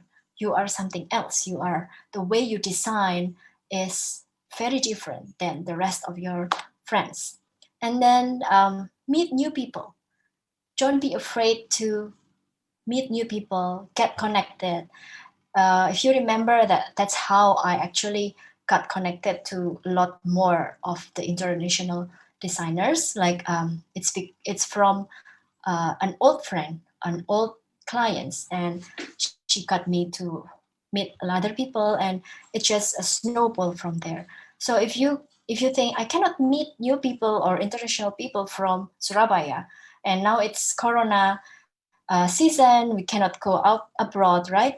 But of course, you can message from Instagram and everything, and then learn new skill. Don't just be satisfied with your AutoCAD skill or 3D Max skill.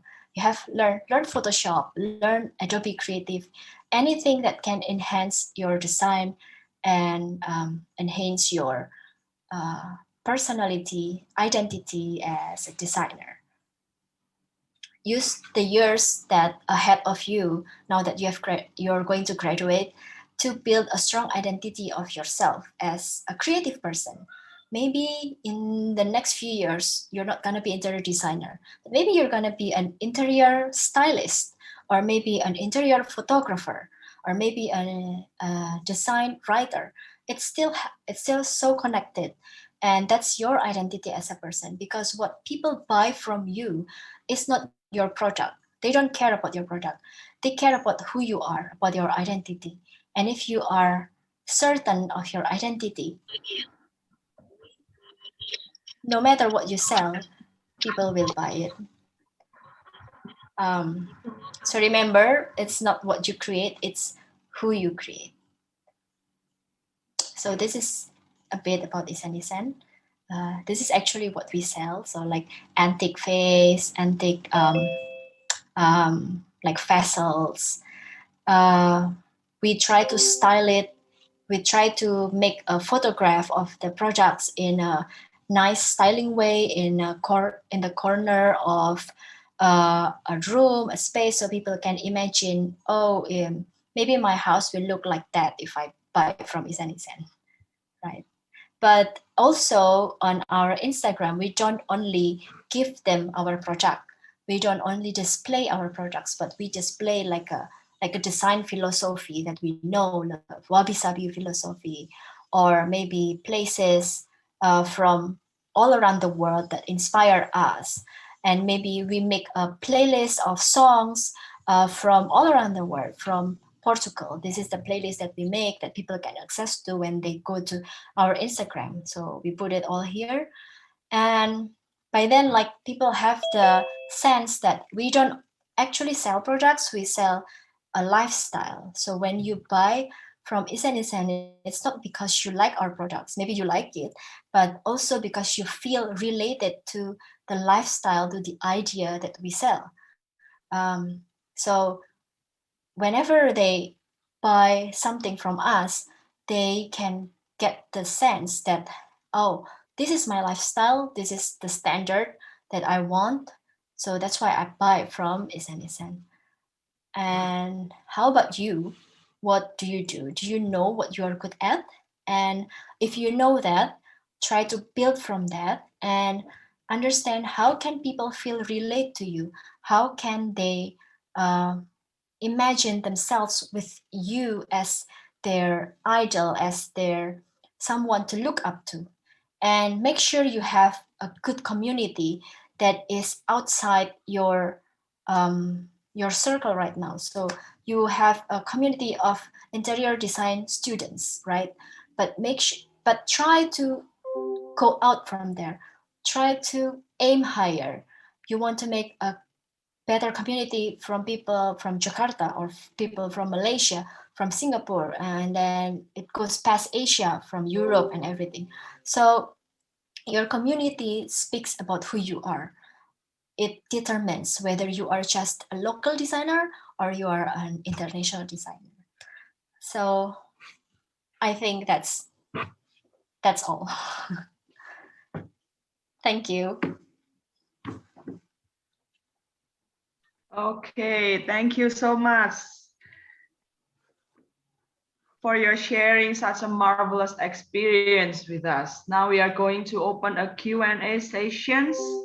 So participants, you can write it in the column chat for your questions, write your name and your questions.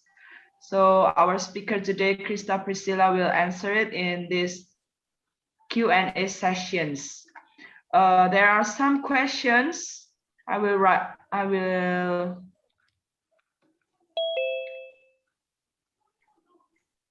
The first question is from Jennifer. Mrs. Krista, how you are able to get back on the interior design world and started Isen Isen? I thought you stopped your interest in design. So maybe you can tell us your story, how you get back to interior design. I got back to design and creative world because I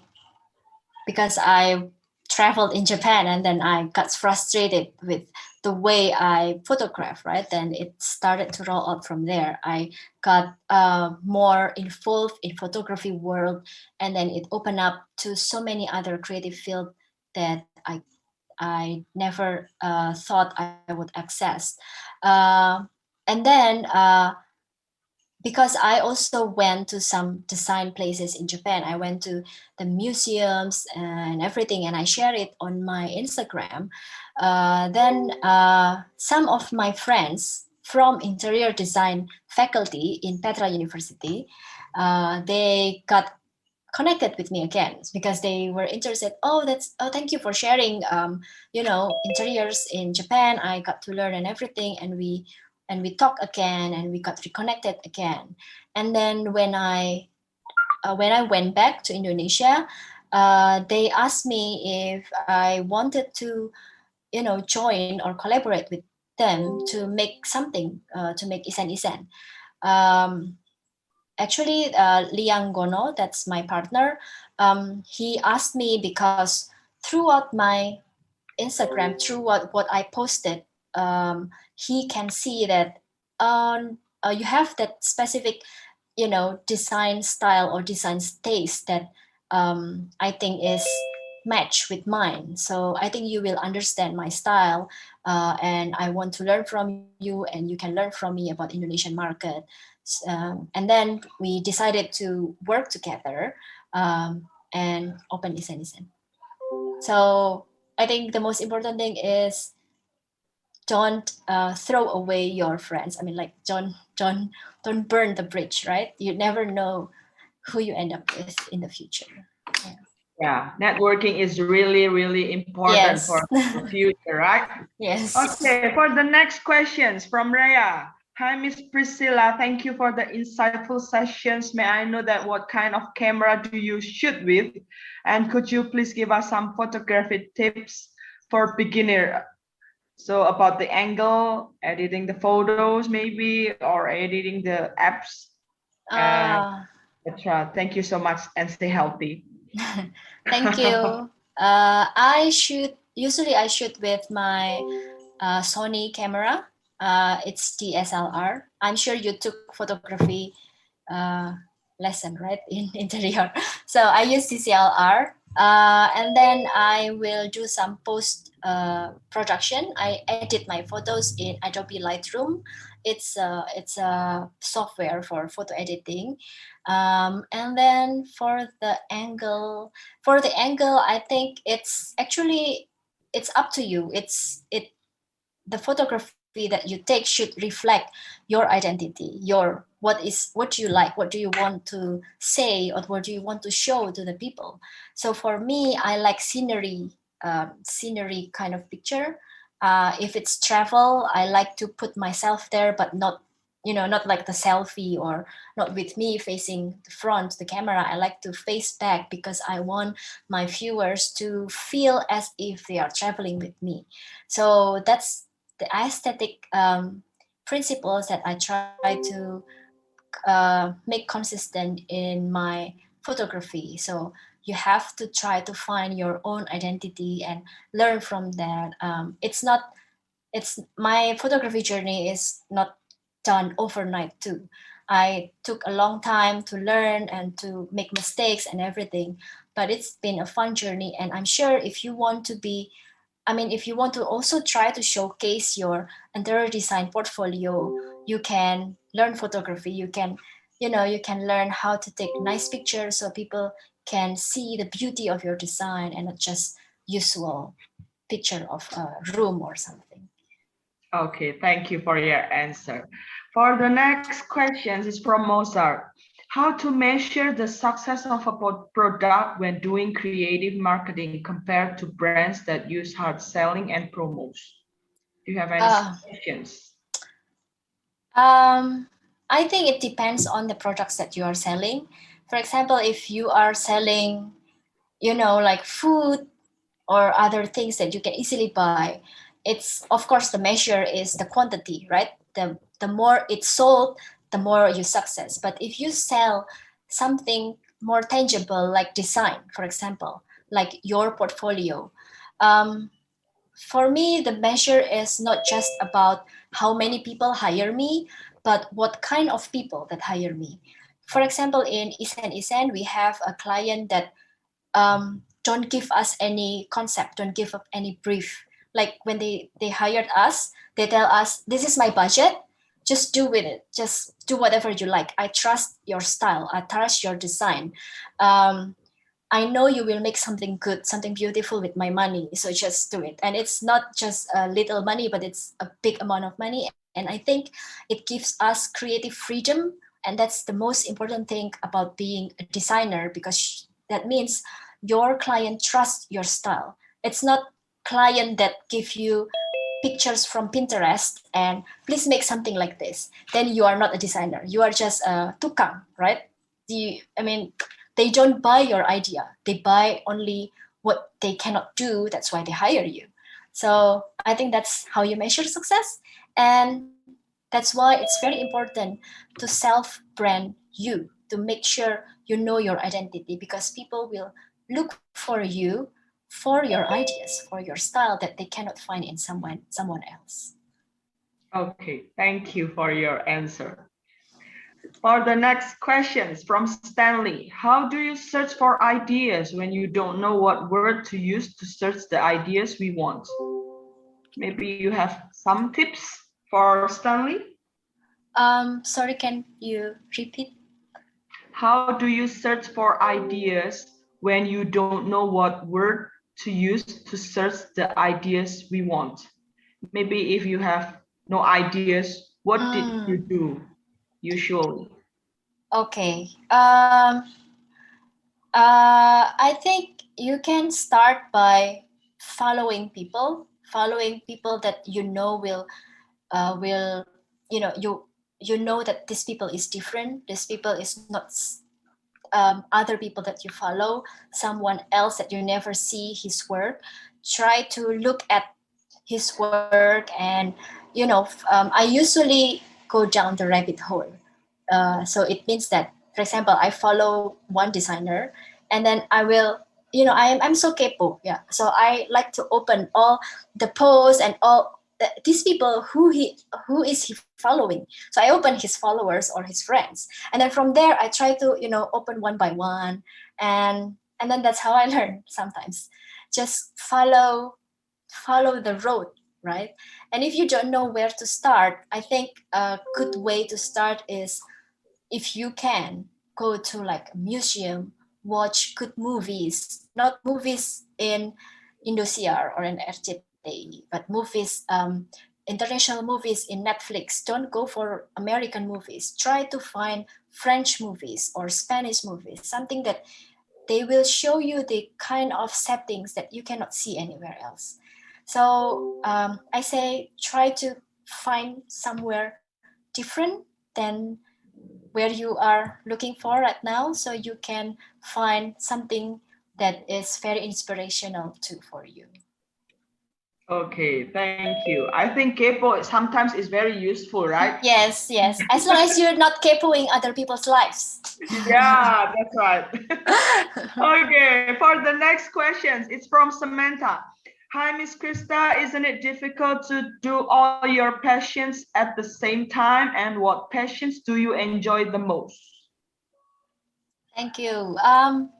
Yes, it's difficult. It takes a lot of time, and I think uh, that's why the next years that are ahead of you now, after you graduated, try to use it um, to start. Because once you are past 30 or 35, you will not have all the time in the world. But right now you have the opportunity, you have the time, you have you have everything you need to start building the foundation, so you can explore yourself, and you can create someone that is very inspiring later in the next 5 years or 10 years. So I can do everything that I can now. It's because I've spent so many years, 5 years, learning photography, honing my skill, understanding who I am, trying to connect with people. And then right now, I kind of enjoy everything that I have done for the past 5 years.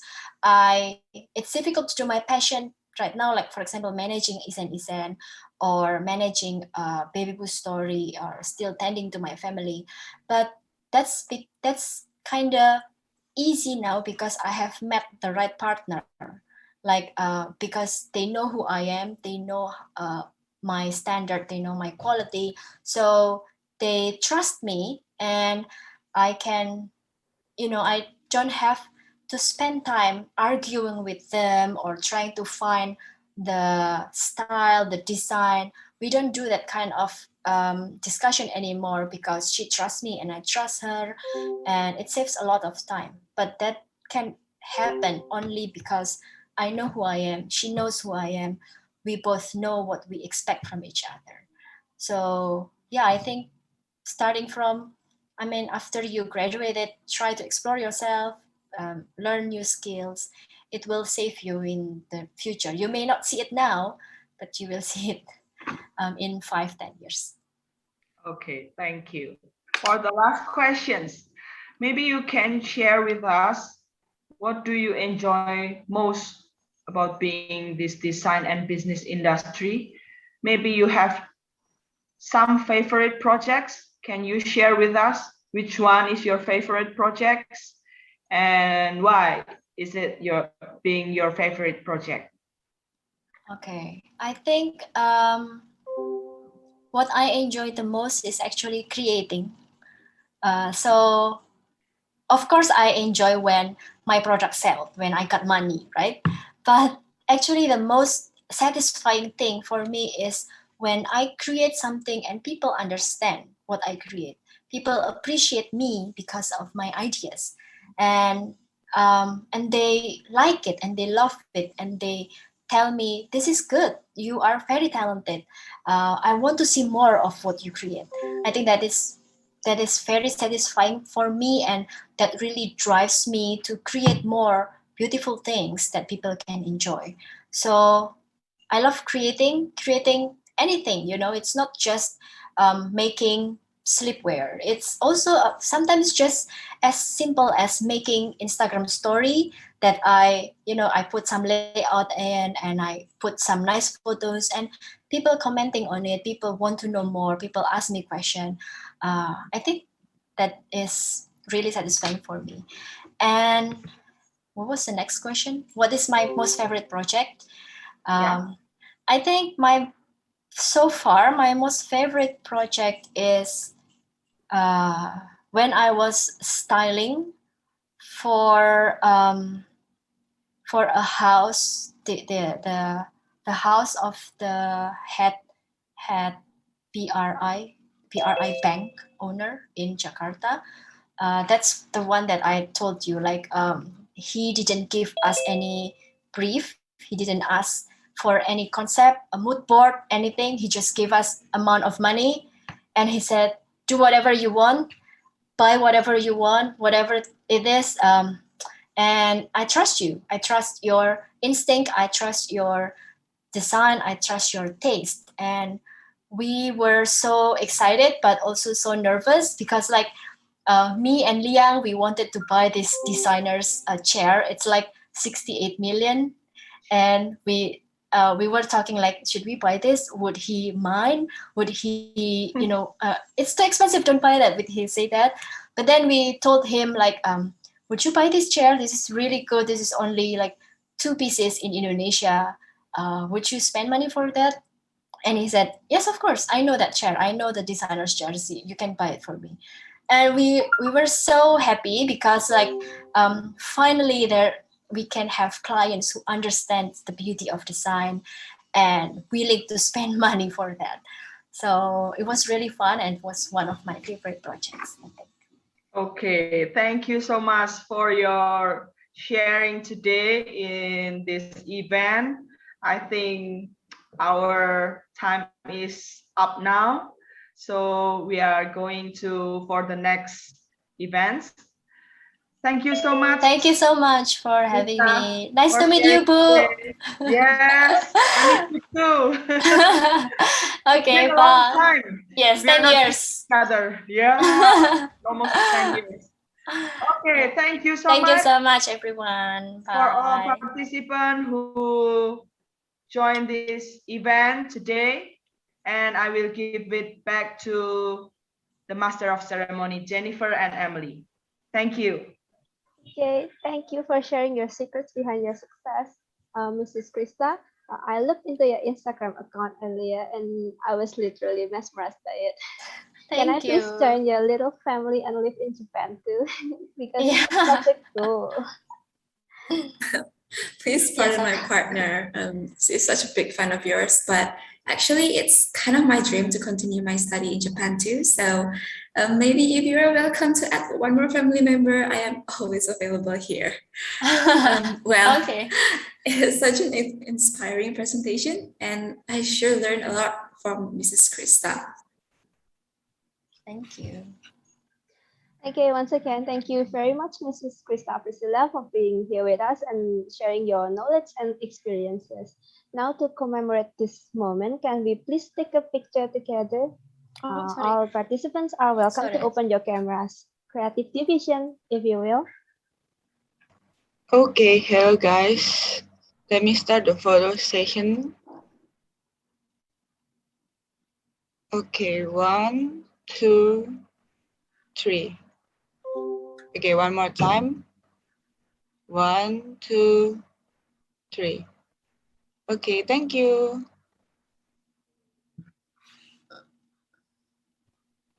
Wait, I think not a lot of the participants have the camera on.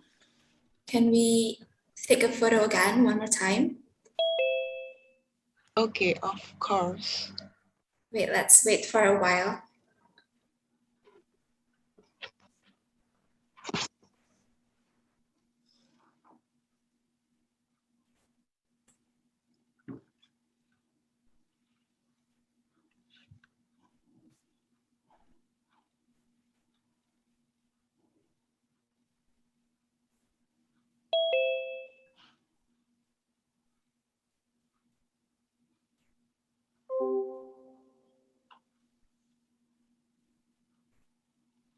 Okay, let me start now.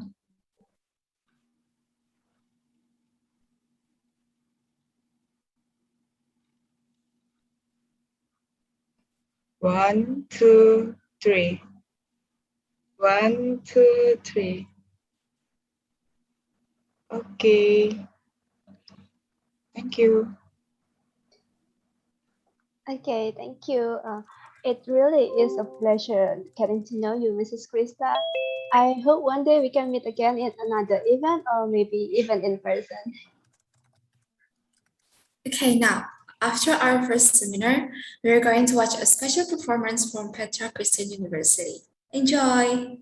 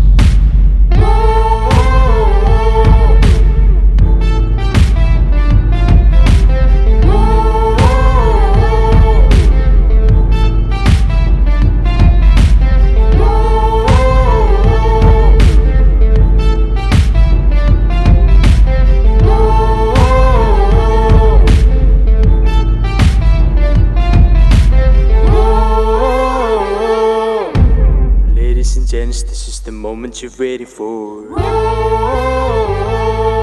Been searching in the dark, your sweat soaking through the floor. And buried in your bones, there's an ache that you can't ignore. Taking your breath, still in your mind, and all that was real is left behind. Don't fight it, it's coming for your running nature. It's only this moment, okay, what comes after. Your favorite dream, can't you see it getting closer?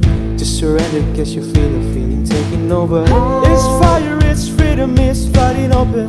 It's a preacher in the puppet and you'll find devotion. There's something breaking up the brick of every wall, it's holding all that you know. So tell me, do you wanna go? We're discovering all the colored lights, where the runaways are running the night. Impossible come true, it's taking over you. Oh, this is the greatest show. We light it up, we won't come down, and the sun can't stop us now. Watching it come true, it's taking over you. Oh, this is the greatest show. Oh,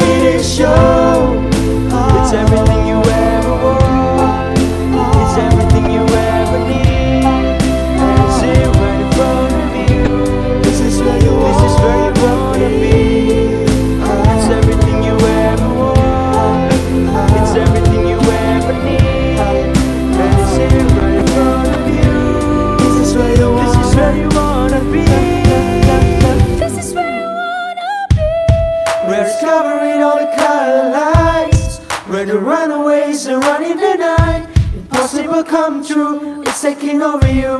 Oh, this is the greatest show.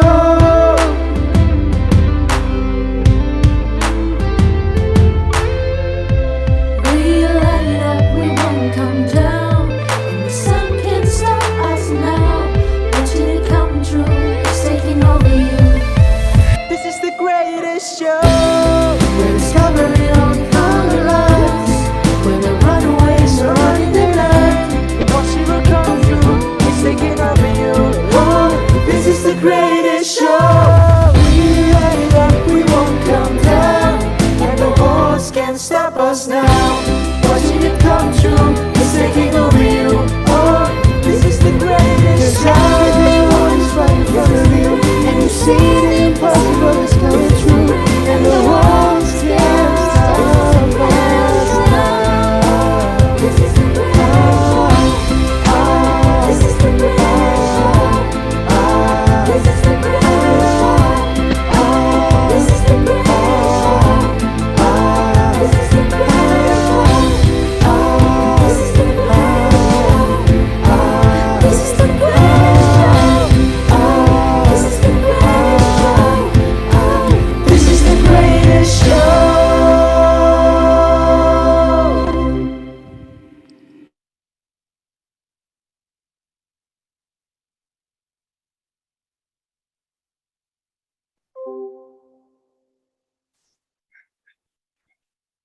That was very entertaining. I love every second of it. Before moving on to the next seminar by Mr. Rian Tan Kwon Chong from Malaysia, let's have around 10 minutes break. See you guys at 3:05 p.m. Indonesian time or 4:05 p.m. Malaysian time.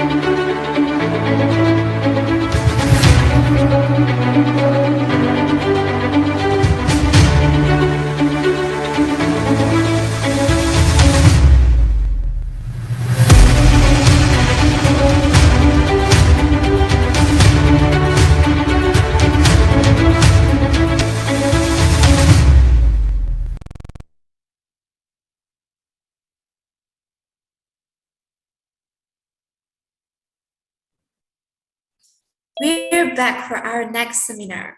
For the next hour, we're going to listen to Mr. Rianta, Principal of TKC Architect and founder of R Plus Group. Also with our talented moderator, Mrs. Mariana Wibawa, Bachelor of Arts and Design, Master of Engineering. Please, the time is yours. Okay, thank you, Emily. Good afternoon. It is my pleasure to welcome all of you again to this Index International Online Seminar 2021 today, which being sponsored by Granito. Welcome to the Index International Online Seminar 2021. The theme of today's seminar is Becoming the Genius of Creative Marketing. Thank you for your coming and being here today with us online. My name is Mariana Wibowo. I have the honor to be your moderator today in this second session online seminar. For the second speaker today is Mr. Rien Tan. He is the principal of TKC Architect and founder of AR Plus Group. He is a professional young architect that is successful in digital marketing. So please a very welcome to our online seminar second speaker today, Mr. Rien Tan. The time is yours. Thanks, Miss Marina, and thanks the team for the invitation. Good afternoon, everyone. I'm Ren. So I'm going to share my screen to talk about today's topic on becoming the genius of creative marketing in design. But I would like to highlight that I'm not a genius on this. Okay, I'm still learning. Okay, so in this digital and new era, right, we first have to understand that what is a creative marketing tool. As a designer, we don't just do design. We have to know how to market ourselves. So if you look into a broader version of marketing, it includes branding, servicing, customer experience, as well as the most important thing that every one of us do, which is creating content in terms of design, interior design, furniture design, architecture design, anything that related to design, even writing is also part of the content that eventually will become a creative marketing. Now, in this new era of digital era, the most important thing that we always see is the so-called digital marketing, which you will have seen all this Facebook, you see Instagram, you see YouTube, TikTok, Telegram, LinkedIn, etc. There's so many different platforms for different target group of people to use it. So in a design knowledge way of marketing, how can we excel in this and what can we do over here? So for today's sharing section, I'm going to share my humble experience and also opinion with my tool setup, which is my architecture firm, as well as my study group, which is the group that I started out to help all the young architects and designers in Malaysia, as well as across the Asia country. Before we go into details to understand what is digital marketing, we first have to ask ourselves, what is a creative marketing or what is digital marketing to you? We have come out a few important things for you to take note on these 5 important elements. On the first one is on technology, where you use the innovation. You use your phone, you use the iPad and website. You have to have empathy towards the design and the user.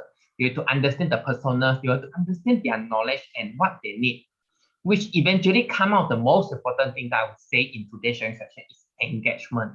If you really look into digital marketing, we will have to see this keyword engagement. Is your post engaging? Is your design engaging? Is the content that creating is engaging? Whether you engage to the target group you want, or it engage to the customer that you want to propose for. The other few things that I would say that you have to have this in order for you to become a successful digital marketer, to have knowledge and to have sufficient understanding on the thing you do. So that's what makes us designer, architect, or furniture designer different as compared to the others. So again, I'm Ren, okay? I'm the principal architect of TKC Architect and the founder of AR Plus Group. So what we do here is, back then, we just graduated and we found out there is a gap between knowledge gaining and also a physical learning. So on year 2019, we started off with this AR Plus Group where we conducted class online. And when we created the class online, we found out that eventually we can have more people to join us, which is like today's sharing session where you have so many people joining in this Zoom session to learn everything together. So I first created this AR Plus group, which is the education platform. Every one of you here can see search us in Facebook as well as in Instagram, where we create this education platform to inspire all the designers as well as architects. Any one of them who are interested in design, they can join in here and learn things together. I'm going to show you the content that we created for this platform. After this last year during pandemic time, I started out my own architecture firm. And I found that a lot of the young architect or designer, I would say, they showcase a lot of their project. But eventually, when time moves on, project or design is not enough to so-called create awareness to public for them to understand what architect or what designer do. So then we created this practice platform in social media, in Facebook and Instagram, to let any user to understand what are we doing and what is our job scope behind it. Okay, so why we create the AR Plus group and architect firm in social media? Because we understand the pain point. We understand that the end user or the designer, any one of them who like to do design or wanted to know design, they unsure what they want. They are confused on the thing that they're trying to get.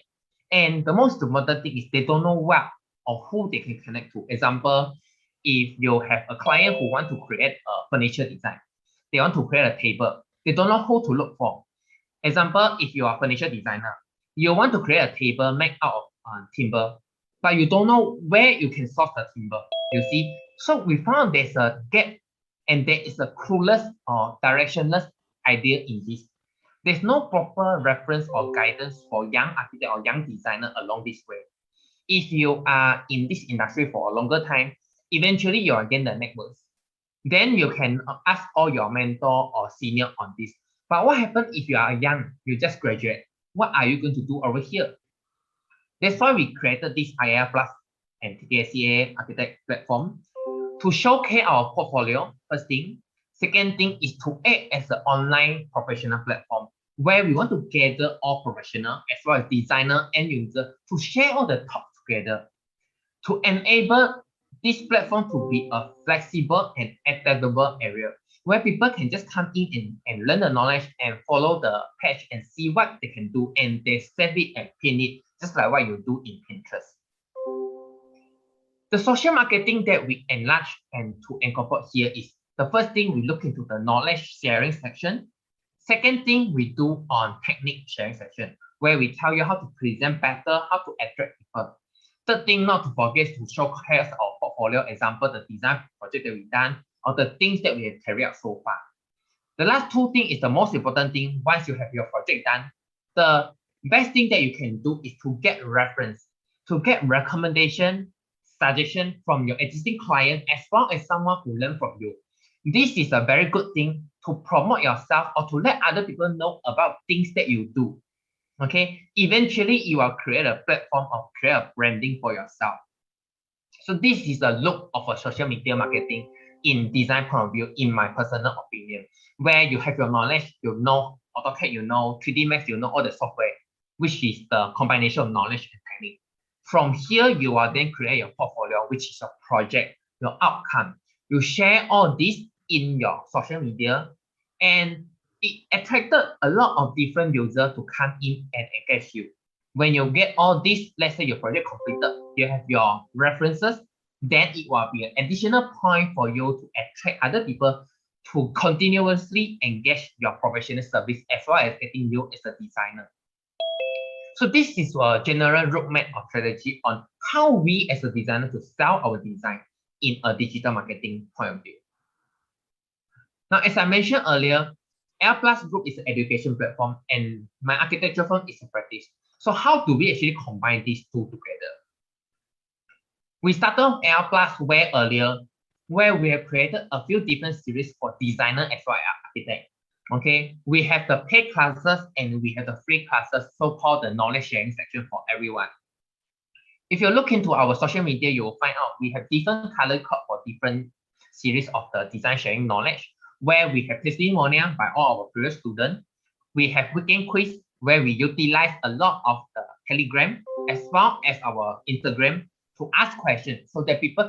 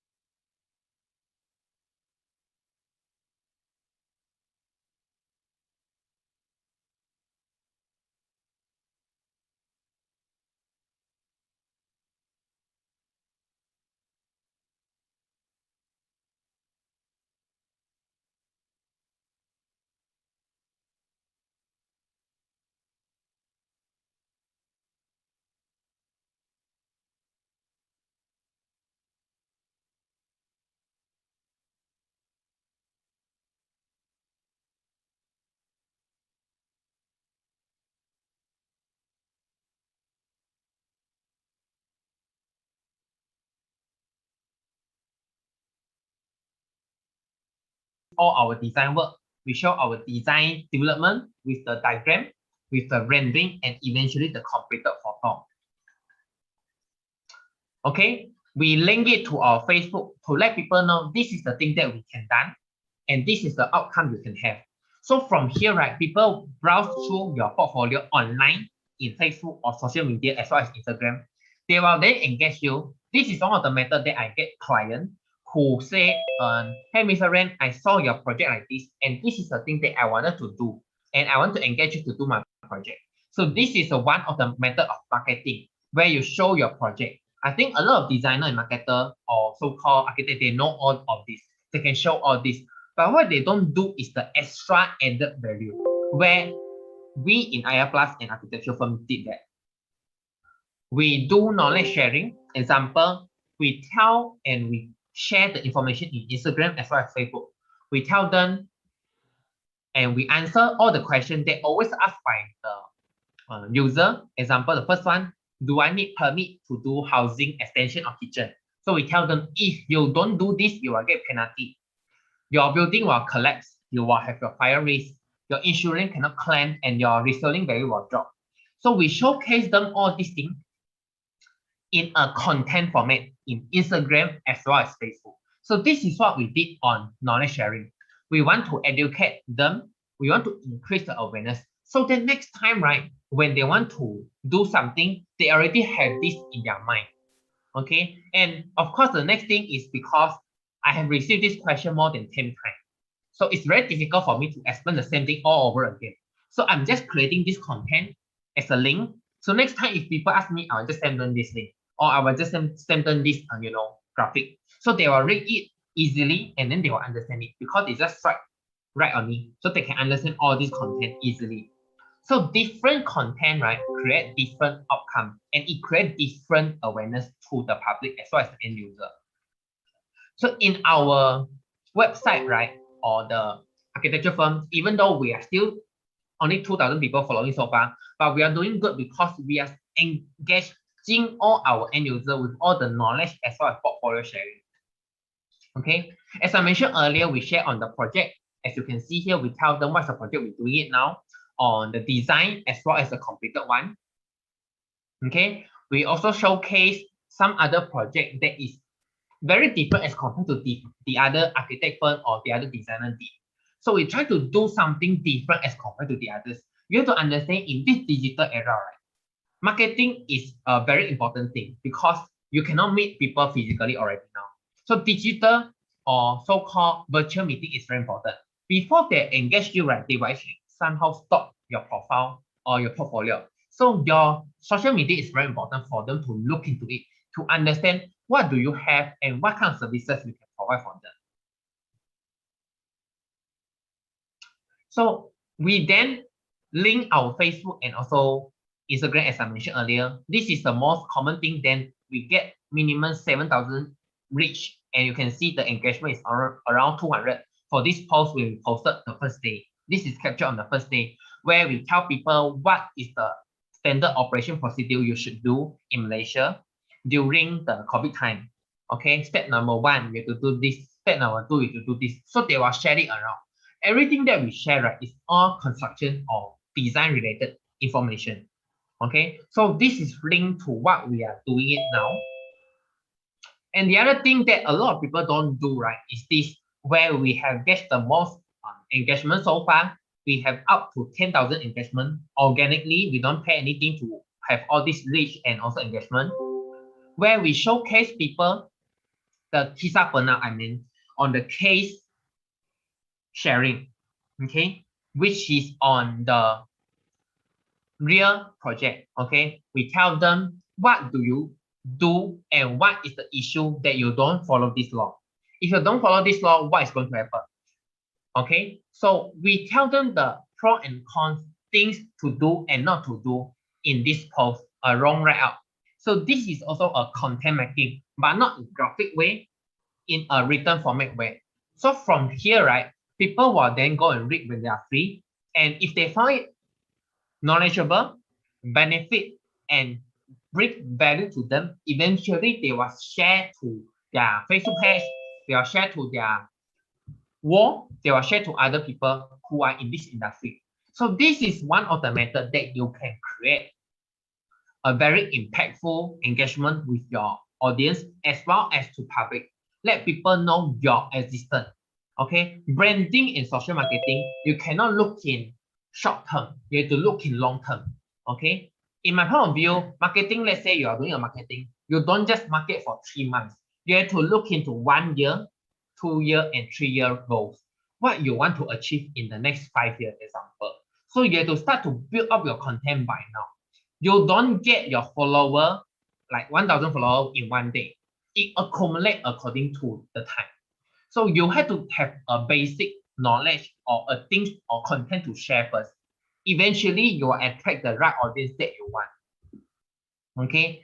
And another thing that I'm constantly doing it now, apart from running my study group as well as my architecture firm, which is to collaborate with different industry, where I want to build network with other people. Like so far, I have been doing it with PAM, which is Malaysia architecture industry. We have connection with Asia Young Designer Award. We collaborate with Unishow, EpicCom, Green RE, YCD, Young Southeast Asia Leadership Initiative.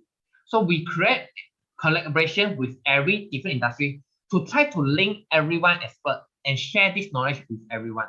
Because having everything virtually basically is borderless. You don't have border with one another. Okay. One of the methods besides doing so-called static infographic, picture, write up, what you can do is also video. Okay. Example, you can create video content with yourself like TikTok. A lot of people doing it now. YouTuber, things like that. You can also collaborate with other industry. Of course, it will be best if you get invited by others people to interview about your knowledge, your journey, and to spread your positivity and the thing that you learned so far to other people. So this is also one of the marketing things that you can do, okay, in terms of social marketing as well as digital or creative marketing. The last thing that I really want to share is building network with other industry, but still within the construction or design field, which is with your supplier or with your contractor. Even though now in Malaysia, we cannot visit those factories or cannot visit those places, we can still have virtual visit to their factory to understand their product. Example, when you want to build a furniture, right? Let's say it's for mild steel. You have to understand what is the minimum requirement for steel to be able to bend. When you design for office, you want to design the lighting. Let's say it's customized. You need to know the material first. So in order for you to know the material, you have to understand the manufacturer and how does this factory operation works. So engaging them to understand better will be one of the ways that you can help you to excel in this industry. Okay, last thing that I want to show here is the collaboration that I'm doing so far. The left-hand side one is my Malaysia Architect Association, where we have been doing it so far to help to improve Malaysia fire requirement. We do every week sharing session to understand Malaysia fire requirement, as well as how you apply to design and planning. The right-hand side part is another thing that I'm doing it now, where I join YCD, Young Southeast Asia Leadership Initiative, where I represent Malaysia to be one of the leaders to lead in smart city development. We give out idea and opinion on Malaysia point of view, and we collaborate with other industry leaders. Everyone is from different industry. So from here, we will understand how different industry work and how then we can share our knowledge as well as our thought and our expertise and come up with a final outcome to post the related topic, which in this case is smart city, in different time. Even though we are doing it virtually, but it still helps us to continuously improve ourselves. Okay, so the last thing that I would like to share here is on the collaboration part. Okay, like what I mentioned earlier on, where we share network with the building industry player like supplier, contractor, okay, with our university. Okay, what you can do here is 3 things to summarize everything that I've shared so far. First thing, when you do design, in order for you to be successful, or in order for you to come up with a very impactful design, don't just think of a design, but provide a value-added services. Very importantly, you have to understand what your client wants. Don't just give them the final outcome, but the process and the procedures when you deal with them is very important.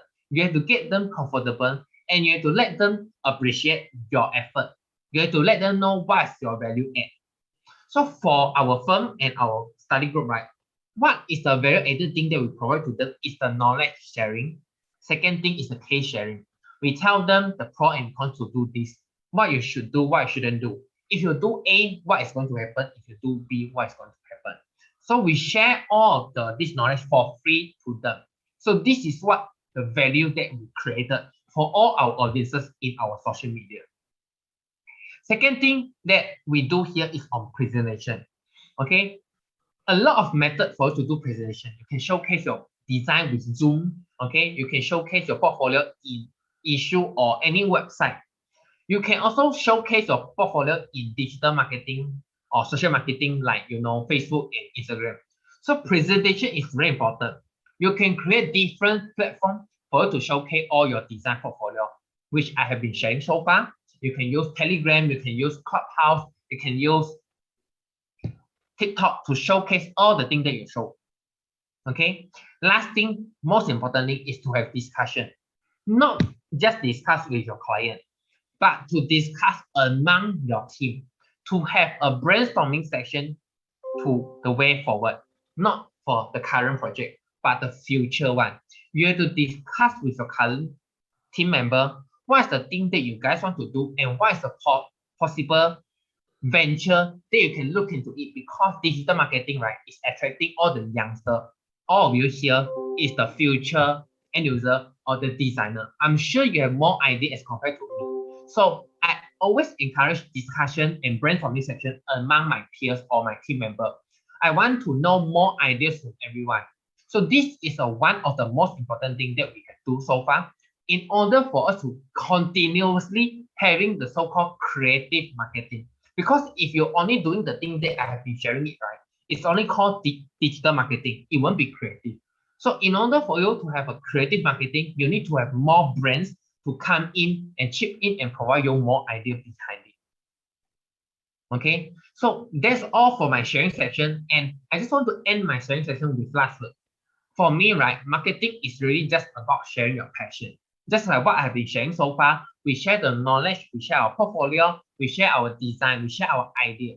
What we do here is to share our passion to others. We want to influence them and we want to give them the impact that we have so far. Not just on marketing point of view, like selling our product. No, we want to share our passion in this industry. So last thing that I want all of you here to really remember and to end up my section today is to always remember why you joined this industry, to keep your passion all the time, so you can eventually become a bright star in the future. Thanks, everyone. I'm Ren, and this is my sharing section. Thank you.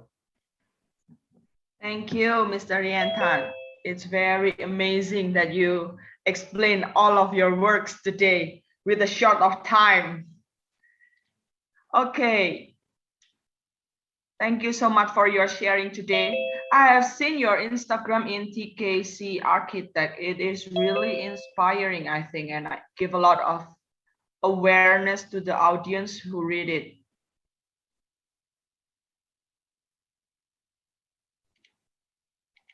Now we are going to open a Q&A session, which all participants are waiting for. For the first questions. From Mozart, if creative marketing can set targets in the near future, then what can determine that our marketing will be successful? Maybe you can share.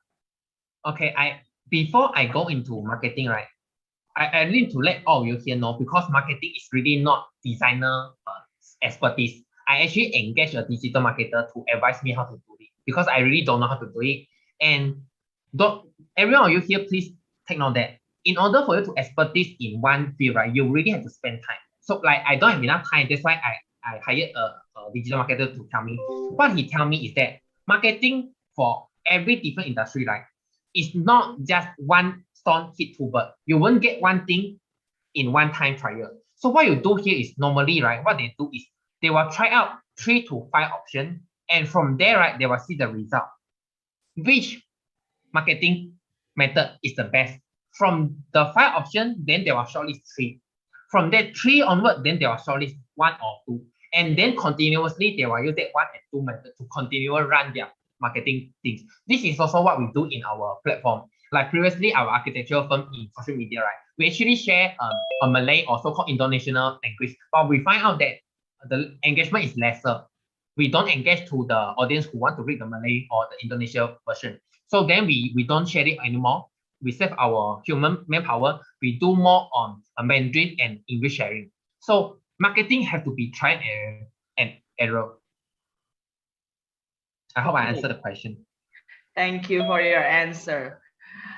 For the next questions from Emily, Mr. Yantan, for you, is it better if a designer becomes the marketing itself or just hire someone? Okay, I think I answered just now already. If you have time, okay, if you have time, right, of course you can learn and be your own. Hello, can you hear me? Your experience. Okay, so I'm going to answer here. Like I explained just now, if you have time, right, you can hire someone to do it. Okay, if you don't have time, you hire someone to do it. But you have to take note there is a cost involved. If you want to learn yourself, right, you really have to spend a lot of effort and time, because I have learned 1 month and I really cannot. Too many things for me to learn in digital marketing. You have to learn how to engage to the client. You have to know how to pay money in social media. There's a lot of this and that to do it. So what I would encourage you to do is to create content. You do content, but the marketing part, you can get someone to collaborate with you, because there's a lot of buttons inside Facebook and also in Instagram for you to do all that. If you want to learn, right, it's a long process. You won't. It's like your semester. Maybe you need to use 1 semester to learn it. Yeah. Yeah, that's right. Right.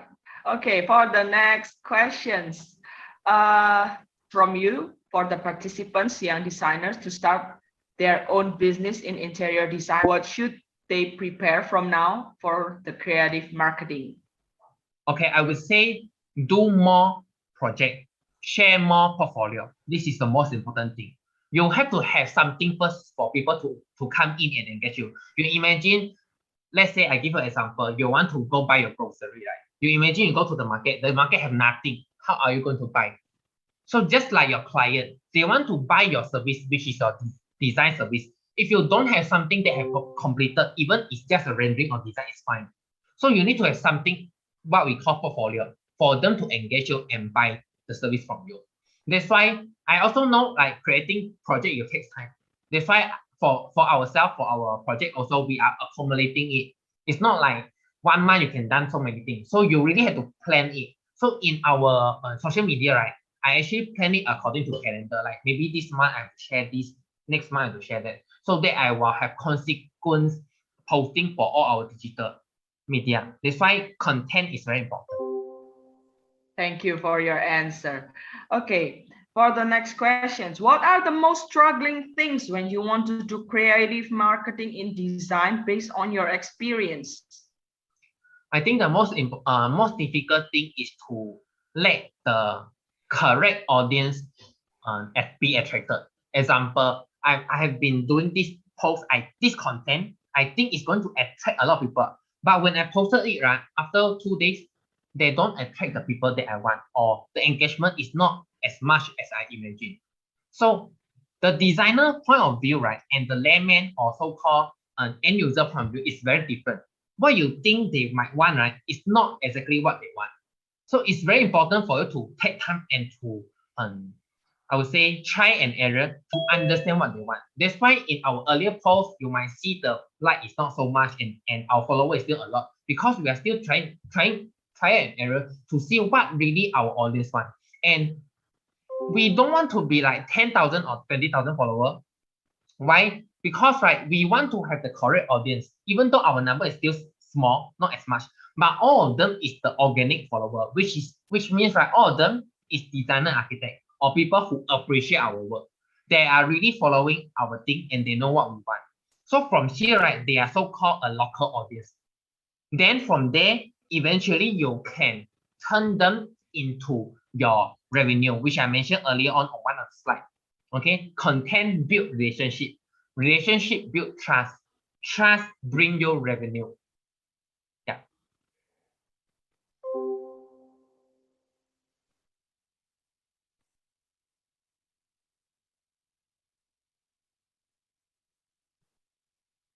Any more questions?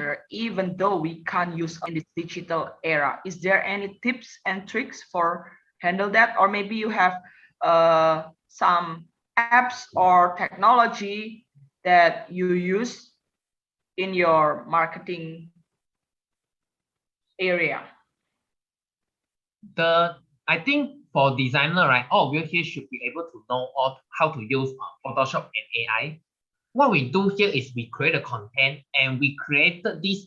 This is a tip for all of you here. You can create a Google Calendar. So from a Google Calendar, right, you can specify which day you want to post one. So from there, right, you can track what is the content you're going to post it. And in social media, Facebook and Instagram, right, you can schedule it to be posted later or earlier.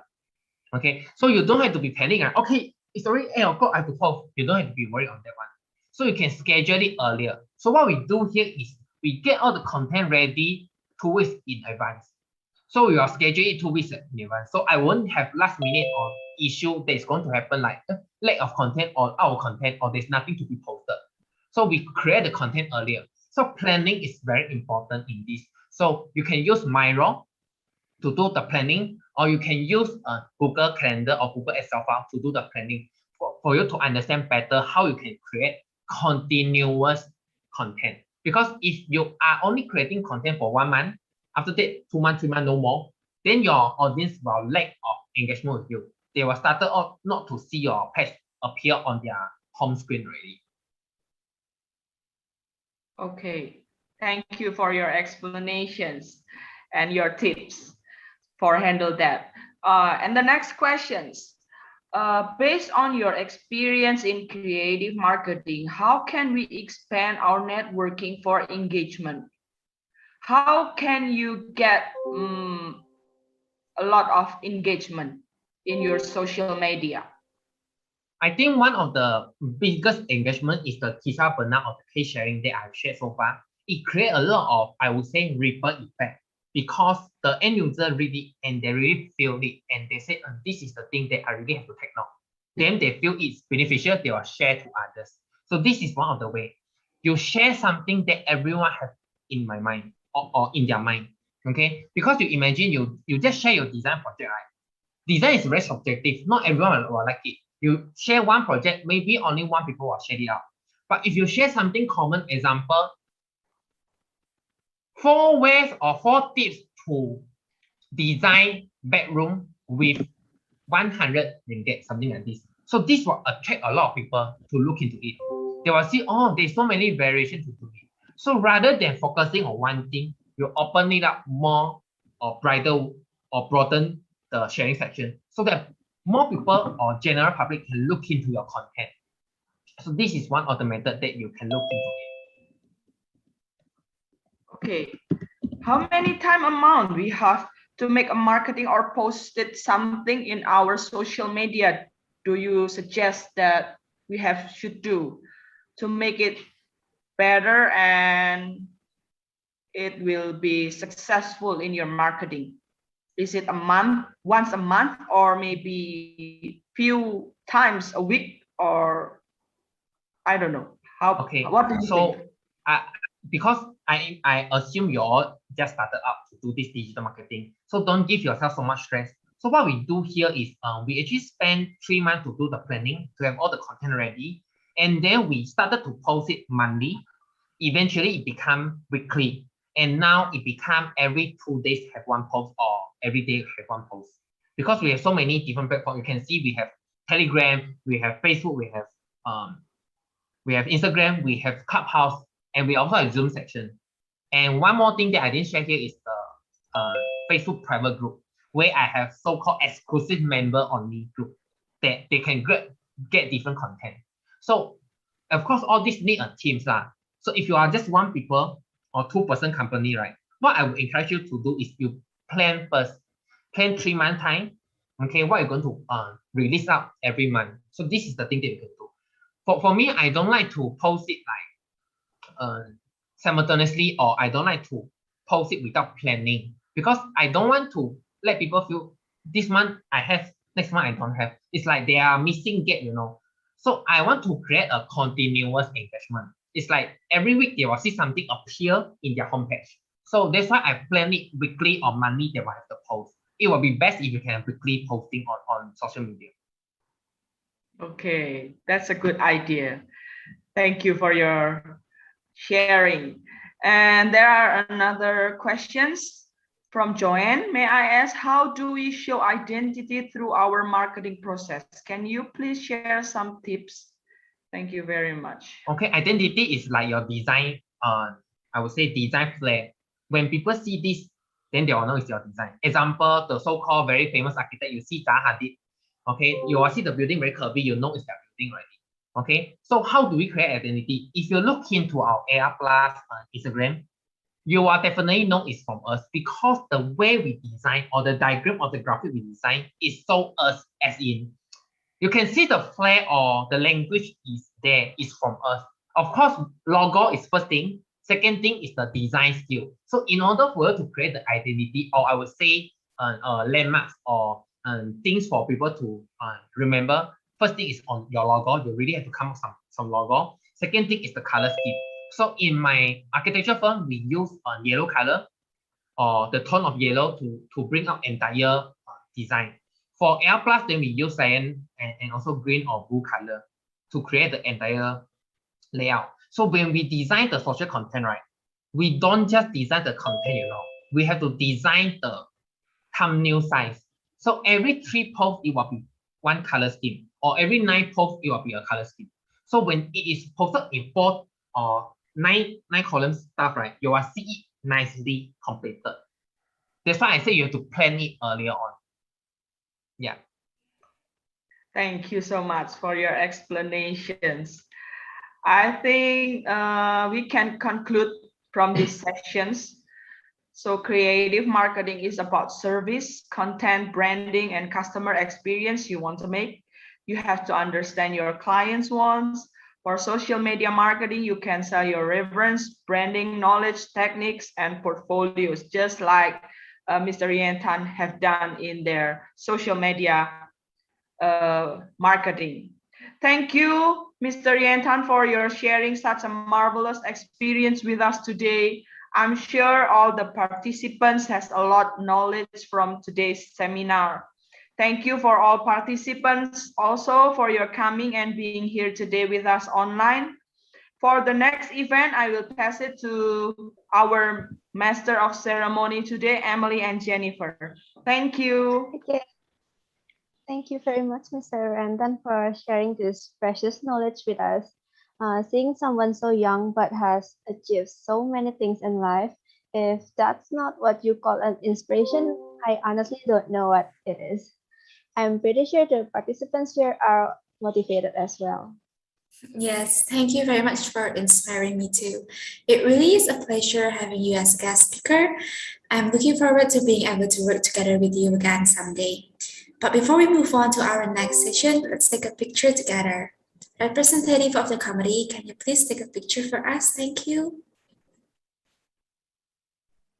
Okay, let me start the photo session. Okay, 1, 2, 3.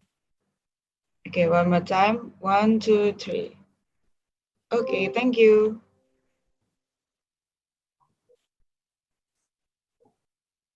Once again, thank you, Mr. Randan, for sharing your marvelous knowledge with us. And now the time that we've all been waiting for is finally here.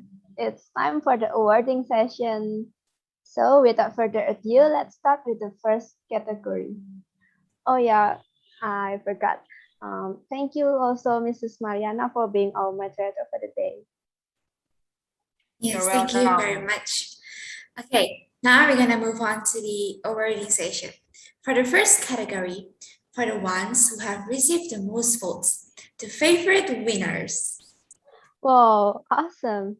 Okay, starting with the interior product research category, we have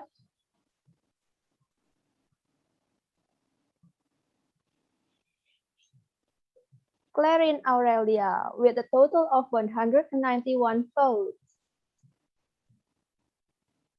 Congratulations. Okay, next up, for the interior project design, we have Kathleen Eugene Kamdani with a total of 198 votes. Congratulations. Next up, the interior spatial design category, we have Vanessa Joanna Prianto from Petra University with a total of 210 votes. Congratulations. Lastly, also from the interior spatial design category, we have Hanin Rizli from UCSI Malaysia with a total of 226 votes. Congratulations to Hanin Rizli and the rest of the favorite winner category. To capture this amazing moment, we would like to ask the winners to take a photo together. May I ask the creative division to help me lead this photo session? Okay.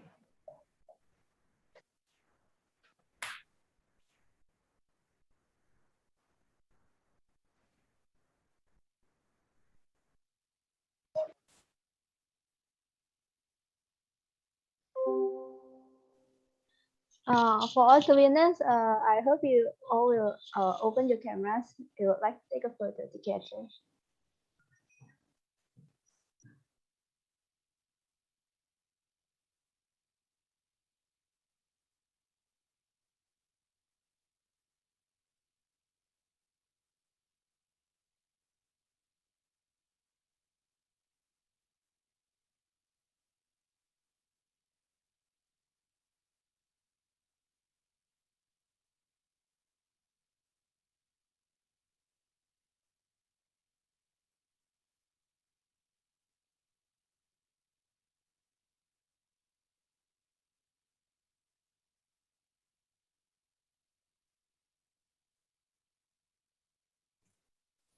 Okay, now moving on to the second category, the interior project design. Now, in the third place, the winner is Siddhartha Suteja. Congratulations, Siddhartha Suteja. Next, in the second place is Hendro Mozart de la Hoya. Congratulations. Finally, the first place goes to... Are you excited for the first place? Drumroll. Daniel Kevin Susanto. Congratulations, Daniel Kevin Susanto, and for the rest of the winners. We hope you'll turn into a rocket that enters the ever-changing outer space.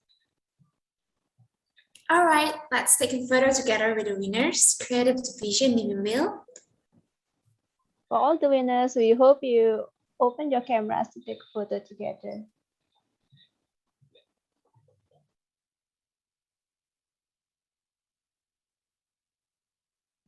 Okay. 1, 2, 3. One more. 1, 2, 3. Okay, thank you.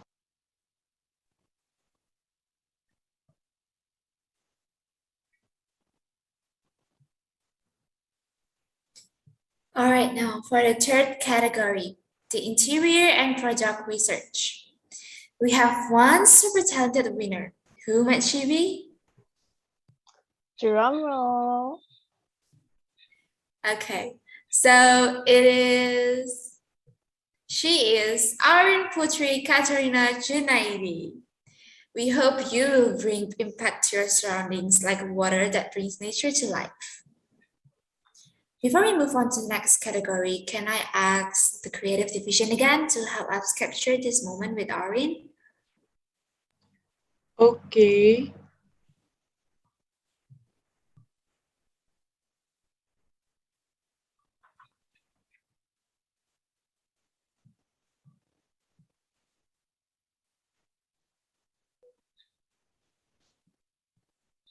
Miss Arin, can you open your camera, please? We would like to take a photo together.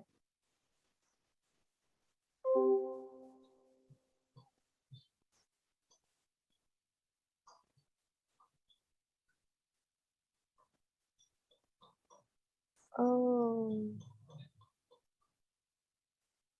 I think she's not here at the moment. Am I right?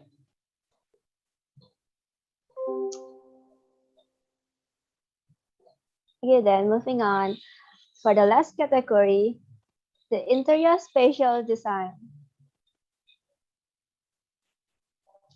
In the third place, the winner is Tam Hui Shan from Malaysia. Congratulations. Congratulations! Next, in second place is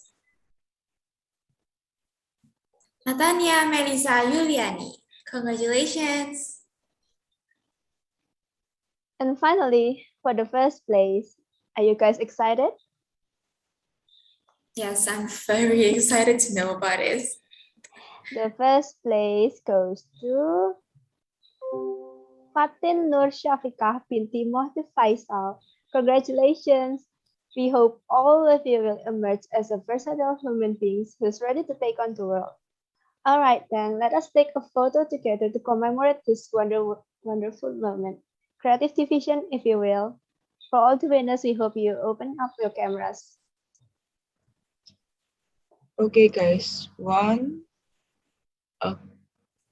Waiting for another winner. Haven't been yet.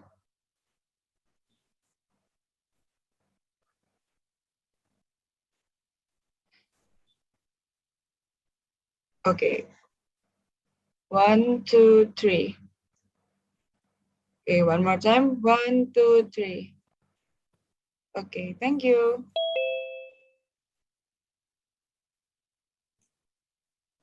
I'm sorry, can everyone turn on the camera? I mean the winners from all the category. I'd like to take a photo once again.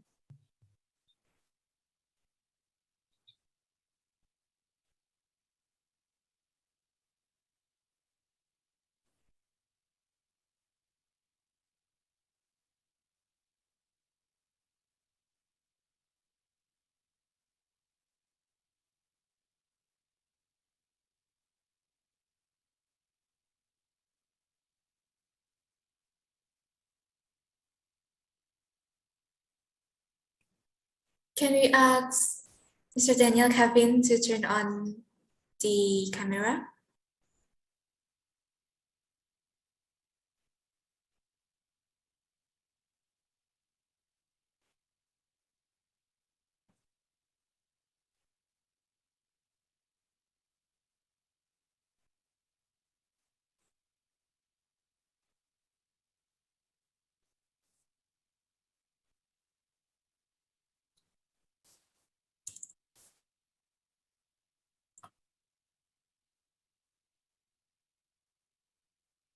For Mr. Siddhartha Suteja, I would like to ask you to open your camera to take a photo together with us. Thank you.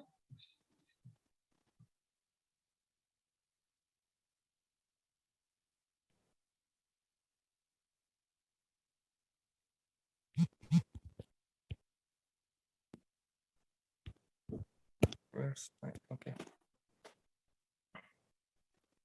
Mr. Daniel Kevin, it's okay if you don't find your background, you can take a photo without it.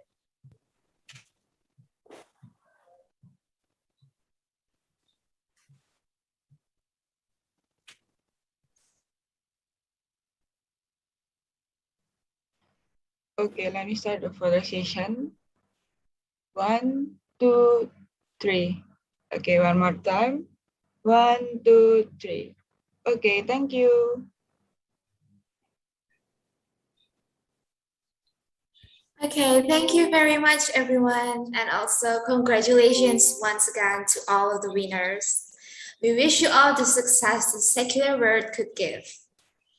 And for the others who haven't won yet, don't be discouraged because you have done your best. And for us, everyone here is a winner.